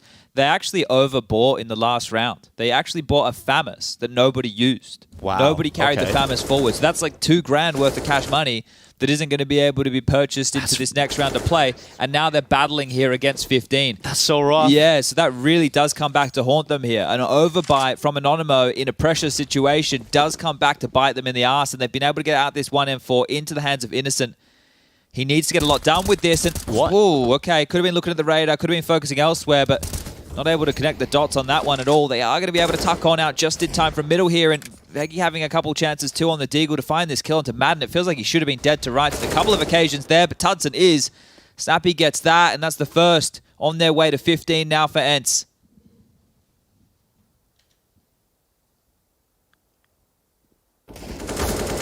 Oh, Hades. That is an awkward spray, and it hasn't gone his way. Innocent actually swings out from stairs with the distraction set up of his teammate and takes out Hades. So we're back at a 4v4. Oscarage, does he give it back here to Spinks? Does he give them the advantage again? Oh! Somehow the Deagle has landed the shot, and Spinks' rifle now sits in the hands of Oscarage. And once again, a chance here for Anonymo. Madden and Connector trying to fight them out. There's a lot of damage going the way of the Polish side of Anonymo, but bomb's going to go down here for ENCE. Innocent, a good pick. Snappy taken out. Madden doubling up now. Starting to break their hearts perhaps in this round. They thought there was a pathway. Barrel. Barrel spotted. Madden turned. They're so low. But it's Dihad looking to close this one now. They are so low. They're the walking wounded back into this one, and Dihad should confirm the remaining 2 positions. Seeing the ramp player. Dihad quickly shifts out to the left side. He mullied himself. Oh, and because he's low, nightmare. he can't move forward into it. Dihad's just going to hold him in spot. Dihad just holds the time ticking. Dihad's just playing with his foot now and swings out for the headshot for Oscarage, but because of the wasted time, the molly costs him, and there's not enough time to get to the defuse. It's a heartbreaking way to concede 15, but it will be that fact now. Oh, the pressure of these last couple of rounds here, I think, have gotten to Anonymo, as you can see very deflated looks on the faces now. Just one more round required. They have had their chances. Skirmishes has been getting the better of Spinks over towards that Palace position. You get the force out of the purchases again here to FAMAS and MP9, a couple of Deagles and an AK that was saved across. And this is it. Do or die right now, or ENCE will be getting this series done too. Oh, will be qualifying for that major. Will be locking themselves in. I think a lot of people would have said rightfully so. Yeah, I think so. ENCE one of the teams on everyone's tongue, hot off the back of the EPL final. here up against Anonymo, challenging for a major spot. Veggie swings out towards short. Madden has taken his life.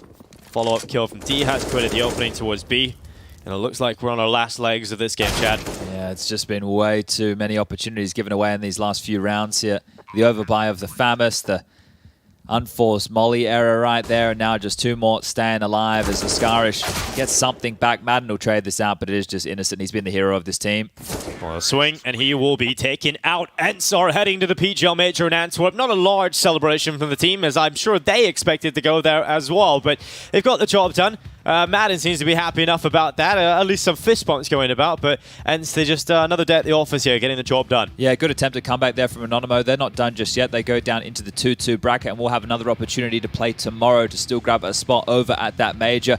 Demo seems to have a smile on his face about things there, but it felt like the pressure of that situation maybe got a little bit too much of them towards the end. But all in all, an enjoyable game of Counter-Strike and a decent attempt there on the comeback. Yeah, definitely so. I think ENCE, everyone expected them to be a team making it to the major, and they've done it in a fashion against the team that they should be favored over. Is this giving you a lot of confidence now moving forward for ENCE? Yeah, look, this is a mandatory win for them, right? One of the better opportunities they would have to qualify, and I think all the Polish fans out there can be happy they will at least have Hades and Dihar representing them. But as mentioned, there will still be that shot for the side of Anonymo to try and lock it in tomorrow. Maybe a fortunate matchup coming their way depending on how some of these games shape on through. Yeah, well, I'm sure the Desk have lots to say about that one in terms of Anonymo's chances moving forward as well. And to talk about ENCE's destruction, we've got Shox and the guys on the desk. Thank you very much, ENCE. Indeed, they do it. They were expected to do it. They just had a little hurdle